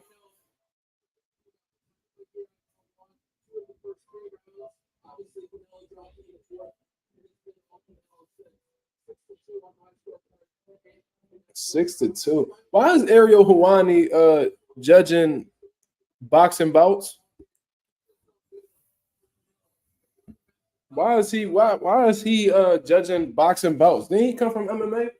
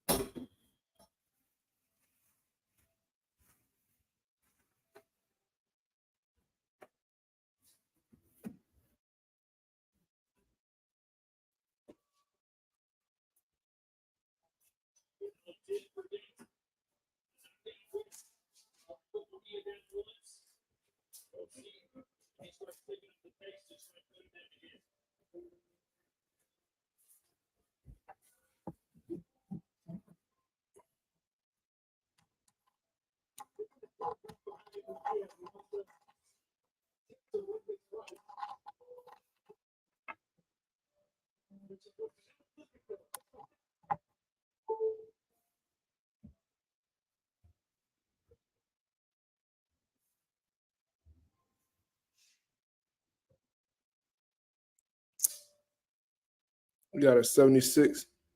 For real? Why is Ariel Hawani banned from covering MMA? When the fuck this happened? I've been that disconnected.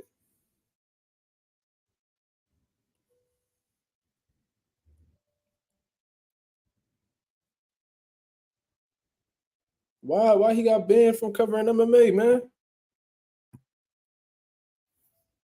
Oh my God, them left hooks is killing Munguia to the body, bro.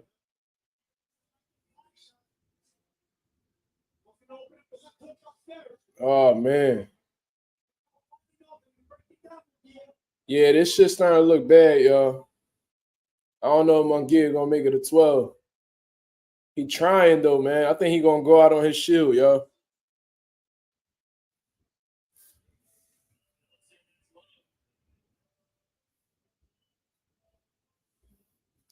He leaked. He leaked Brock Lesnar coming out of retirement. Damn, it's that deep, man. I don't know, man. I know Dana White never really fucked with Ariel, so that was probably just like I don't know if it's that serious now. Like that shit was so long ago, man.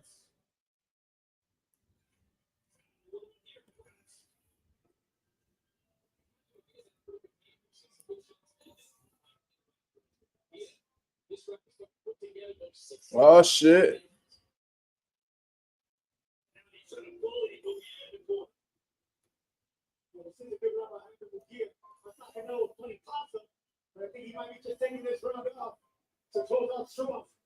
Oh my God. And I'm saying, oh my God, because Canelo is hitting him with some clean shit. But them body shots look like they doing a lot more damage than the head shots. I'll tell you that. The body language after he's getting hit with them left hooks to the body, and they sharp left hooks that he just can't see to the body, and it's killing him. His work, his hand speed, his combination speed has went down tremendously since them body shots have been taking this toll. Damn, man. Okay. Yeah, this shit not looking good for Munguia, man. At all. But he made it through the ninth. Yeah, I was gonna say Dana White never really fuck with Ariel, so probably when Ariel did that, that was his excuse to just get him the fuck away from him. But Ariel is real respected by the MMA community, from what I understand. I could be wrong, but seems like he got a lot of people that rock with him.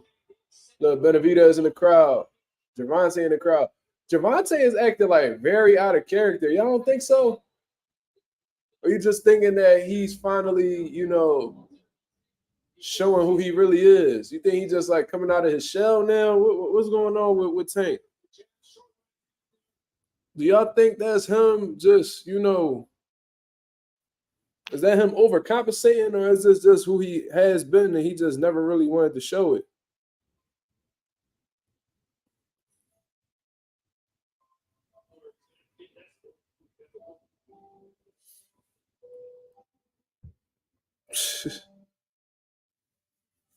Said prison might have changed him. Zesty Tank. That's hilarious. All right, y'all. We're in the 10th round.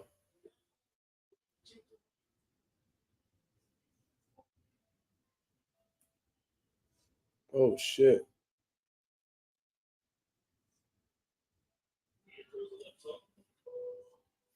Munguia trying though, man. He's not out of it mentally. He's not out of it mentally. I'll tell you that. That dude got a lot of courage. He got a lot of heart. He got a fucking chin on him, bro. He's a tough motherfucker. Yeah, he just hit Canelo with a nasty hook. He just hit Canelo with a nasty hook that backed him up a little bit, too.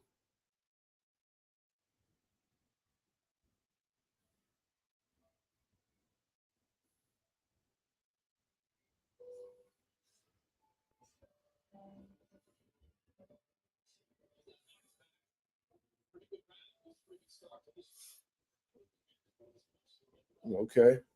They getting in a couple of exchanges, but Canelo just looks like the sharper man offensively, man. Them body shots is killing Munguia, man. It's a little subtle body shots that's doing a lot of damage for Munguia, but his heart won't allow him to crumble.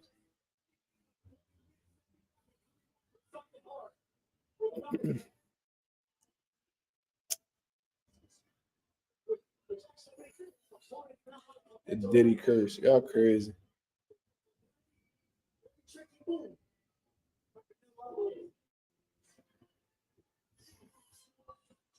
Munguia letting them hands go though, y'all. That boy is in crazy shape.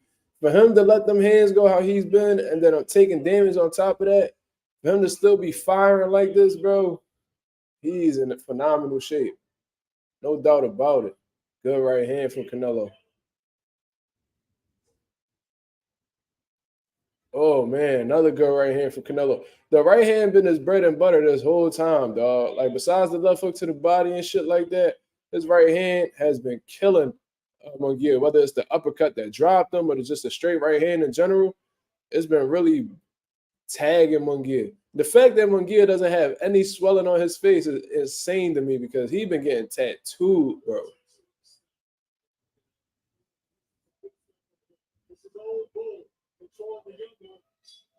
Wow. Maybe it will go to the scorecards, man. Might very well go to the scorecards.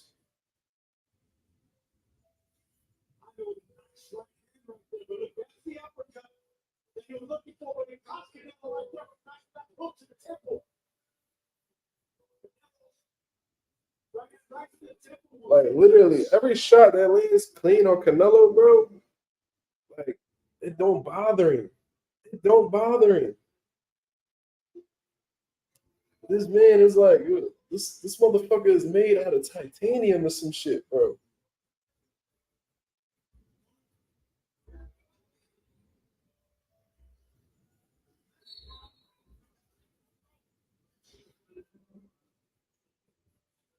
Yeah, regardless of the situation, man, Munguia, he got my respect, dog. Coming in, thought he was unproven. You know what I mean? I thought that I had my suspicions that he was going to lay an egg in this fight, and you know, was he? I think he was unprepared for this bout against Canelo Alvarez. You know what I mean? Because I don't think he had the experience necessary to get in there with Canelo Alvarez. He hasn't had the fights necessary and stuff like that. But you know, based off of the things that he's shown, man, uh, he should be all right moving forward. I think that he'll learn a lot from this fight, and I think that it'll take him to the next level, bro. Real shit.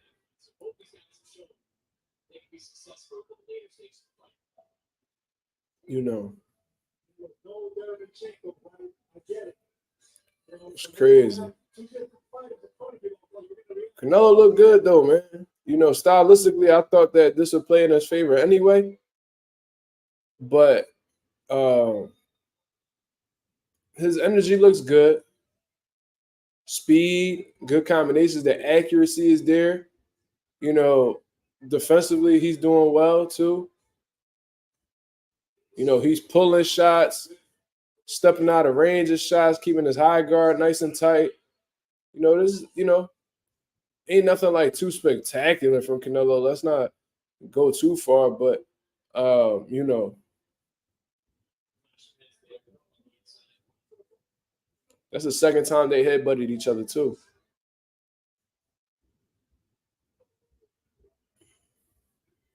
So it seems like Tank playing mind games with Frank. That's possible. But I do think it's a little out of character in comparison to what we've seen from Tank in the past.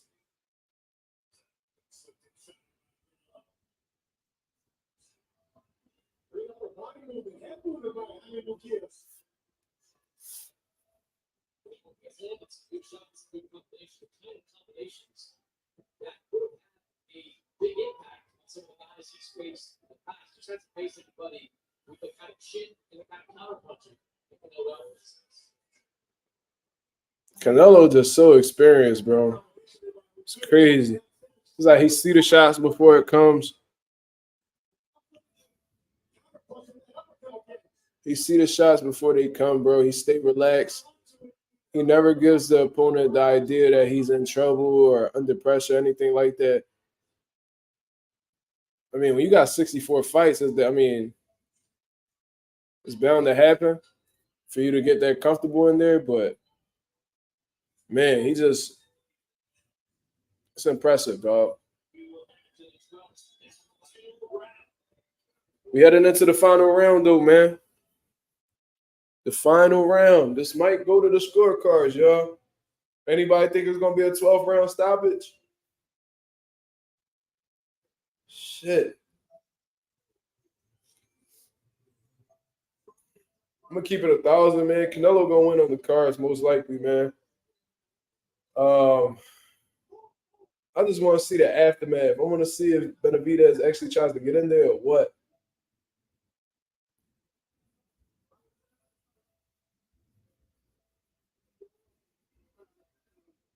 You think Benavidez gonna try to go in there? He's sitting right there.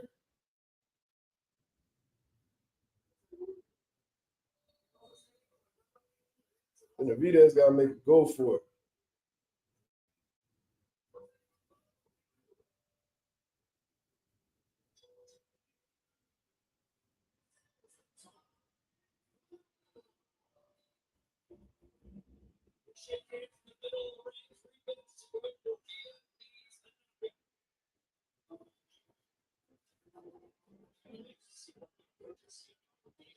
Look like Munguia going for it, y'all. Look like Munguia going for it.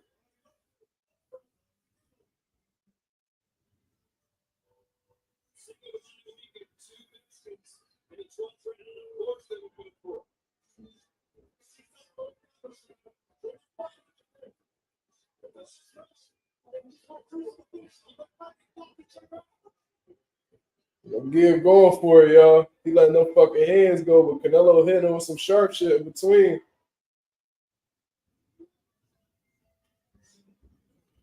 Good right hand for Canelo.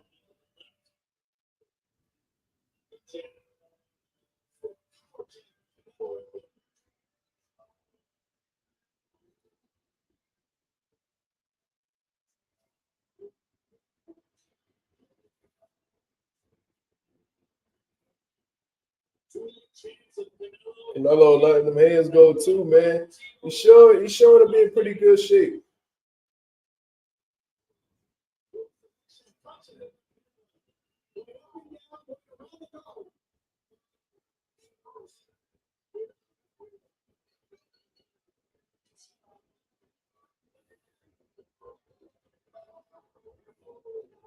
Canelo taking deep breaths in there though, man. He getting through with his experience right now.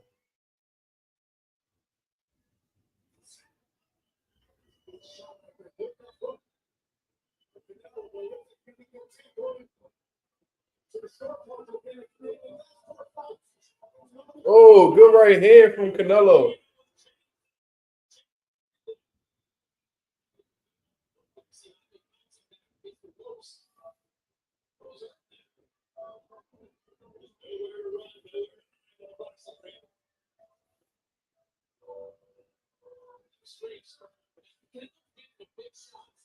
Oh man.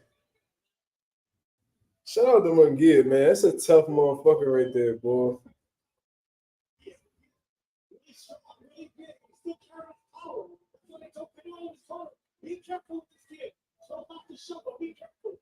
Got 19 seconds, y'all.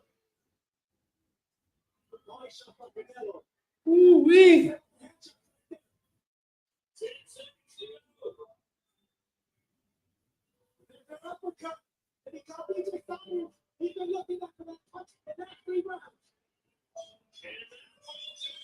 Wow.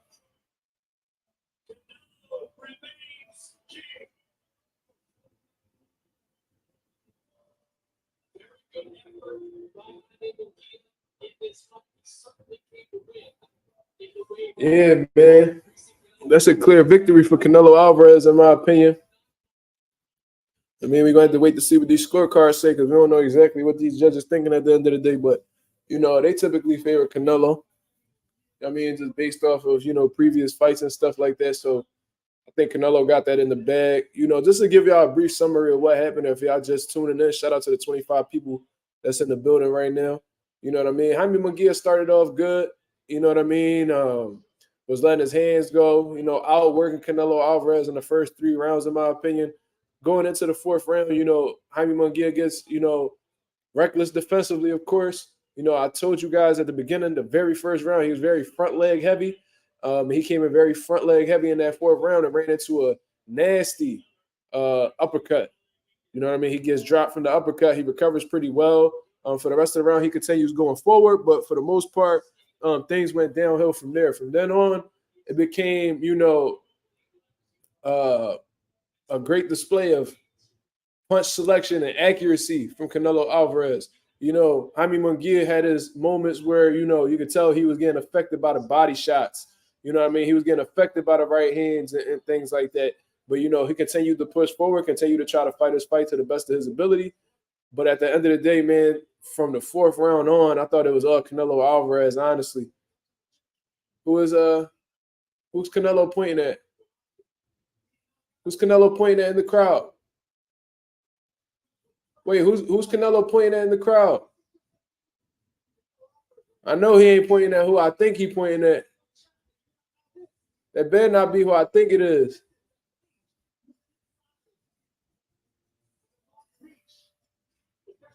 Yeah, he definitely a veteran, man. Like sometimes, it ain't nothing better, than experience when it comes to boxing. At Oscar or David, oh wait, I gotta see this shit. I gotta see this shit. Man, we need to get off these replays. We seen the fight, man.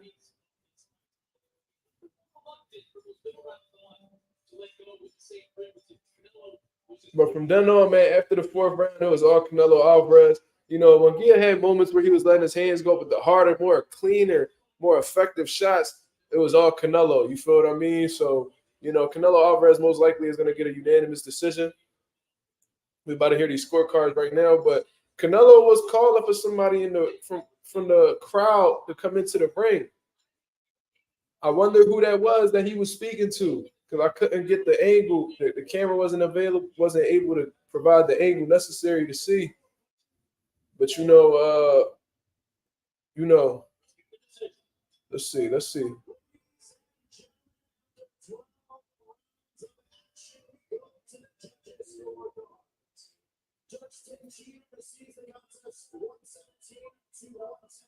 $117, 110.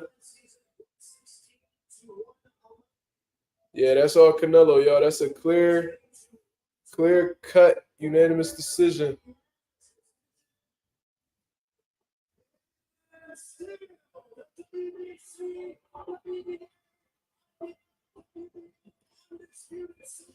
Yeah, man, Jaime Munguia, he did what he could with what he had. You know what I'm saying?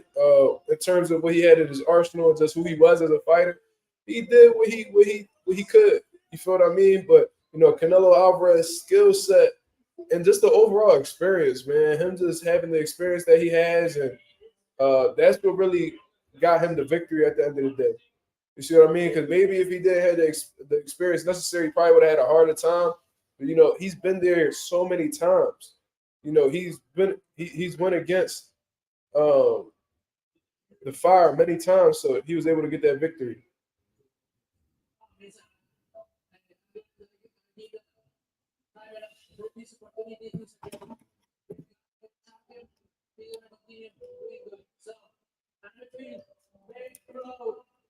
These kind of fights here in Vegas, all around is watching us, the Mexicans. And I feel proud about represent Mexico. Mexico can. All right, so now what, nigga? A little slow at first, but you figured him out about the third or fourth round. Tell us about the knockdown and if you thought the fight was going to end there. Yeah, I take my time. That's why I have a lot of experience. Yeah, Jaime Munguia is a great fighter. He's strong. He's smart. But I take my time. I have 12 rounds to win the fight, and I did. I did really good, and I feel proud about it. Were you certain that you were going to be able to counter punch so effectively? Yeah, he's strong, but he's a little slow. I can see every punch. Sometimes he got me because I get so confident, but like I said, that's why I have this kind of experience, because that's why I'm the best. That's why I'm the best, right? Hello, talking greasy. Mexican fighter ever? No, I don't consider myself the best fighter ever. I think when I retire, my numbers is gonna say where the position I am, but I respect all the Mexican fighters in the past, in the press, and I feel proud about it. I'm just doing my thing, and I'm the best, so you can say the best, you're the best fighting right now. Right now. I'm the best fighter right now, for sure. We're not even going to let you get into the lights because everybody wants to know what's next. And David Benavides is the person that everybody across this country and across the world would like to see you fight. You said earlier this week you're willing. What are your thoughts now? I don't know right now. I'm gonna rest. I'm gonna enjoy my family. But if the money is right, I make that call. If the money is right, I can fight right now. I don't give a shit. Yeah. At this point, everybody is asking for everything, right? When I fought with Lara, Joe, with Cotto, Mayweather, The same shit. Everybody, they say I'm not gonna fight them, and I fought all of them.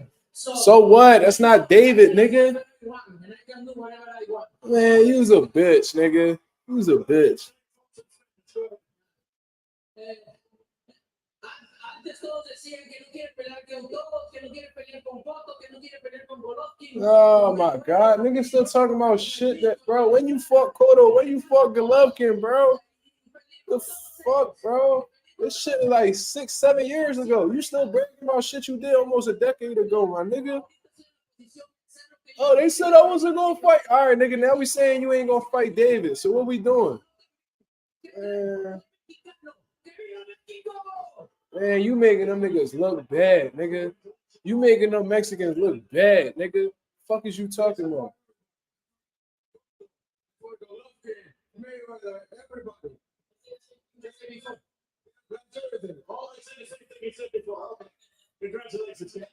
Man, that nigga's a hoe, bro. That nigga is a hoe. Straight like that. What's your assessment of this fight this evening? You came out strong. Come on, bro. It seemed like Yeah, this nigga talking about shit from almost a decade ago, bro. Cotto, Lara. Bro, look at the dates on all these fights that he's talking about, bro. When did he fight Erzlandi Lara? When did he fight Cotto? When did he fight Triple G the first time? Second time? No, we're not counting the third time. That was at 68 and fucking Triple G was damn near 40, bro. When these all old fights, my nigga. And we telling you to fight Benavidez, and you feel like you don't have to fight Benavidez because you fought niggas in the past that was big names. How the fuck that even makes sense, bro? If you don't want to rumble the nigga, just say that. Lara was 10 years ago. I think that was 2014 around there, bro. I wouldn't be surprised at all, bro. This is some bullshit, bro. Like this is like your excuse, and then we got people in the crowd cheering. Sí, así es, que te vimos Shit muy bien, crazy, bro. te vimos un peleador con bastante experiencia. Shit really Muy crazy. bien los rounds, pero después de ahí pues me empezó a- Lara was 10 years ago. Go check them dates, man. Matter of fact, I'll check them dates. Don't even worry about it. Lots of experience. I started well, but yes, obviously had the problems. Thank you so much. Thank you for your time. Okay, y'all. So when he fought, let's go. Okay. When he fought Gennady the second time. Wait, hold on. Where is it at? When he fought Canelo the first time, when he fought Triple G the first time, it was 2017. 2017, that's 7 years ago. Let's go back even further. He brought up Miguel Cotto. That was 2015. That was 9 years ago. Erzlandi Lara, 2014, 10 years ago. Like Floyd Mayweather, 11 years ago. Austin Trout, 11 years ago, bro. What the fuck are you talking about these old fights for, bro? Boxing is what have you done for me lately? We don't give a fuck about what you did 10 years ago. If you still boxing, if you was retired, we probably be like, oh yeah, you remember this.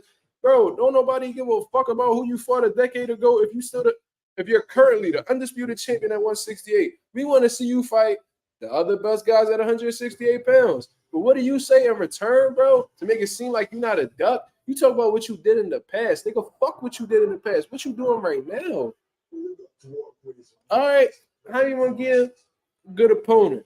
But you know he not David Benavidez, bro. There's a reason why you chose Jaime Munguia over David Benavidez, because you've seen way more flaws that you can exploit against Jaime Munguia than you could against David Benavidez.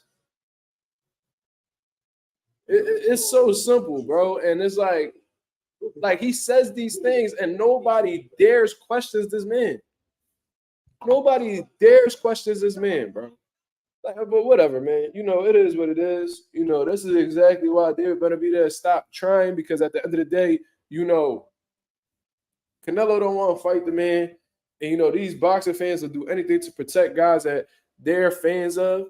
You know what I'm saying? They're fans of the fighter than they are before the sports. So they're willing to settle with bullshit just so they won't see their favorite fighter lose. They will watch their fighter fight a million bums, you know what I'm saying, and just be content with them fighting them million bums, because they would rather see them get a million wins against nobodies than to get one loss against somebody formidable. You feel what I mean? That's the current state. That's the current boxing fan that we have today, ladies and gentlemen. Cannot make this shit up. So you think that he would have that, there was times where, Canelo Alvarez would say some shit and then he'll get all of his emotions after the fight, and then he'll talk crazy about a fighter and shit. Man, listen, he wants zero to do with fighting David Benavidez, bro. So at this point in time, bro, I'm done talking about it. You know what I mean? David Benavidez, I'm sure that he wanted to get in the ring, but, they weren't going to allow him. Security wasn't going to let him get up them steps or whatever. I would have slid underneath that them ropes like Rey Mysterio and this motherfucker. It would have been some static in that bitch. But regardless, David Benavidez, he locked in at 175, about to make his debut. You know what I mean? And it is what it is. Another fight that boxing fans done lost out on because of, fighters feeling like they don't got to prove anymore. You feel what I mean? I'm sorry, I'm just listening off of my son. just another good fight that has just gone by the wayside because of boxing fans not having the nuts to hold their favorite fighters accountable, and motherfuckers ducking because they don't want to lose their status. You see what I mean? Now, there's people. M. Banks, what up? What up? He said Benavidez would have marked Canelo tonight or any other night. Hey, man, you see that he was having trouble with the combination punching and the aggression of Jaime Munguia in the beginning. You see what I mean? David Benavidez brings you that, but he brings you a crazy jab behind it, which Canelo has a lot of trouble with. You know what I mean? His intensity is different, and he's better defensively than Canelo Alvarez. Than Jaime Munguia.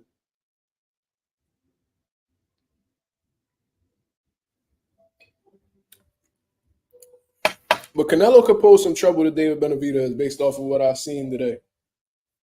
Canelo has good accuracy. He places punches real well. That could give Benavidez some problems if Benavidez gets too greedy. You see what I mean? But regardless, man, ain't no point in even talking about the fight stylistically. And, bro, I'm sick of, treating these fights.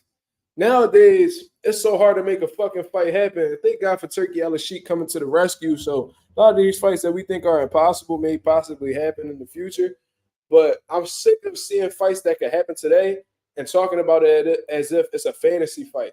You see what I mean? Now, what I mean by fantasy fights is like fights that fighters from two different eras that could never possibly fight each other, but you just think about it hypothetically and you come up with your prediction like Floyd Mayweather versus Sugar Ray Robinson or Muhammad Ali versus Tyson Fury, shit like that. Fights that we'll never see because, they came up at totally different times. Nowadays, with the current state of boxing, we have to think about fights from a fantasy standpoint because these motherfuckers don't have the balls to fight each other or there's some bullshit going on. It's sad that we got to think about Benavidez and Canelo fighting each other from a fantasy perspective because Canelo's too pussy to make it a reality. You see what I mean? He said Canelo gonna fight Demetrius Andrade next, bet. He's not even gonna fight him, bro. He ducked that man all the way from 154 pounds all the way up to 168. Andrade chased that man and stood undefeated for a very long time. Won multiple world titles in multiple weight classes. You see what I mean? Beat some formidable guys. To keep it real with you. But, Canelo didn't want nothing to do with him. Nothing to do with him. You see what I mean? You haven't fought nobody. Meanwhile, Jaime Munguia ain't fight a fucking soul, and he just got a shot and undisputed against him. You see what I mean? Like, you see how easy this shit is you see how easy it is to maneuver through the bullshit when you think for yourself and you don't just, follow everybody else's narratives. When you could just think for yourself, you see what I mean? To put things into perspective, you could really spot when motherfuckers is contradicting themselves or they just getting caught up in lies, bro. Straight like that. Tyrese, shout out to Tyrese. He said, wasn't impressed, fight was a waste of time. Hey, man, I thought that it had its exciting points, you know what I mean? But I don't know why people really thought shit was going to be any different. I told you guys, Munguia's best bet was to let his offense be his defense. But guess what? When you got a sharp, accurate counterpuncher like Canelo Alvarez, you only going to have so much offense to put out there before you run into some shit. And that's what happens. Stylistically, he's tailor-made for Canelo. You put that type of fighter against Canelo 10 times, he's going to win 10 times, bro. You see what I mean? So it is what it is, bro. And regarding this joint right here, what M. Banks said, fighting Andrade next. He's not going to fight Andrade next. You know what I mean? It's two options because both of these dudes seem pretty confident in their ability to get this fight in September. Canelo has a fight in September, Mexican Independence Week. Edgar Berlanga seems very confident he's going to get the fight for some reason, considering the fact that he may be the mandatory for Canelo Alvarez WBA title. And Jamal Charlo came out on a live with Ocho Cinco not too long ago, probably a week or two ago. I don't know how long ago it was. But he was saying how He's fighting Canelo in September. So, it seems like these are the two most likely opponents. Now, who do I think is personally going to get the shot? I think it's going to be Edgar Berlanga. You see what I mean? I don't think Jamal Charlo is going to be allowed by PBC, by his handlers, to be in position to fight Canelo Alvarez because, for one, it don't seem like he's focused on boxing right now. And two, back to number one, he just don't seem like, he's all the way there up here. You know what I'm saying? Which is why they didn't allow him to fight the first time. And they gave it to his brother Jamel instead. See what I mean? It doesn't seem like Jamal Charlo has recovered at all from a mental standpoint. So, I don't really want to see that fight. I don't want to see Jamal Charlo anywhere near Canelo Alvarez. He's never fought at 168. He does not deserve a shot at undisputed. You see what I mean? And, he needs to prioritize his mental health before he steps back in the ring again. You know what I mean? When he fought Jose Benavidez, it was cool. You know what I mean? But Jose Benavidez fought as low as 140 pounds, y'all. Like, stop it, man. They fought at a catch weight at 164 at that. So it's like, come on. You know what I mean? That's not a good gauge to see exactly where Jamal Charlo is at. Jamal Charlo isn't. He was, you know what I mean, an elite fighter. So to go up against somebody like Jose Benavidez, who's a B- C level fighter, he's going to shine against that level of a fighter all day. You feel me? So, I don't want to see Jamal anywhere near Canelo Alvarez. I don't even want to see him in a boxing ring if he's not who he used to be up here. You see what I mean? And I don't know if he'll ever be the same. I've never seen Jamal Charlo this damn bad ever. There's something that happened in his life that that traumatized him so much mentally that he's completely falling apart as a person. He's running to alcohol to try to, ease his pain and shit like that, bro. As long as you're doing that, you're just adding on more and more problems. You say now you're going from mental health issues to, developing an addiction, or the addiction that you have because Jamal has been drinking pretty consistently throughout the years.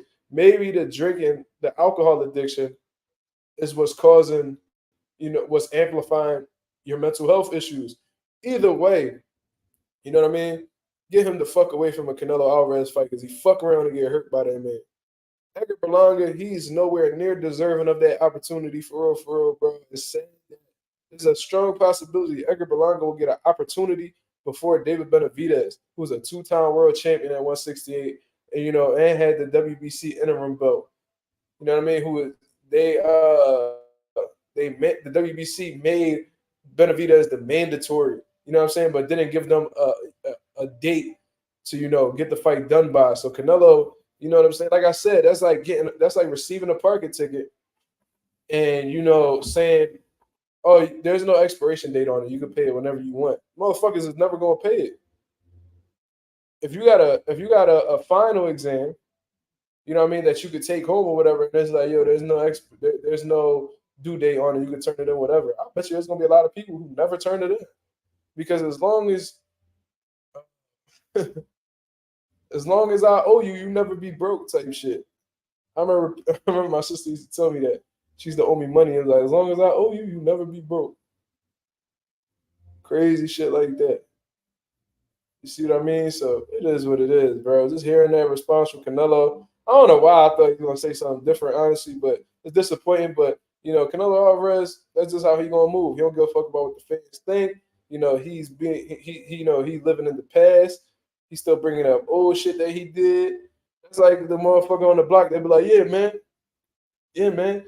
I ain't gotta prove to you niggas. I don't gotta prove to you niggas I can fight. You know what I'm saying? I don't gotta prove to you niggas I can fight, man. You remember when I knocked Tony out back in '97? Man, nigga, it's 2024. What the fuck are you talking about, nigga? I was born in '98.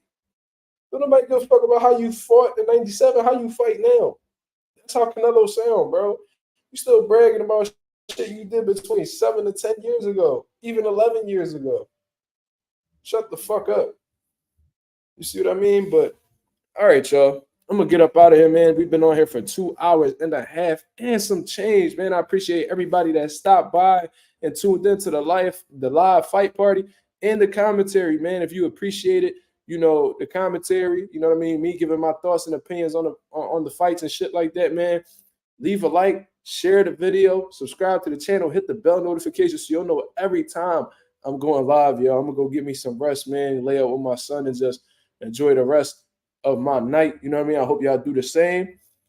Leave y'all comments below what you want to see next from Canelo Alvarez and shit like that. What you want to see next from Jaime Munguia. You see what I mean? Let me know what it is, man. This is Mazuma TV. Thank you very much for tuning in. I'm out of here, man. Y'all have a blessed, beautiful night. Peace.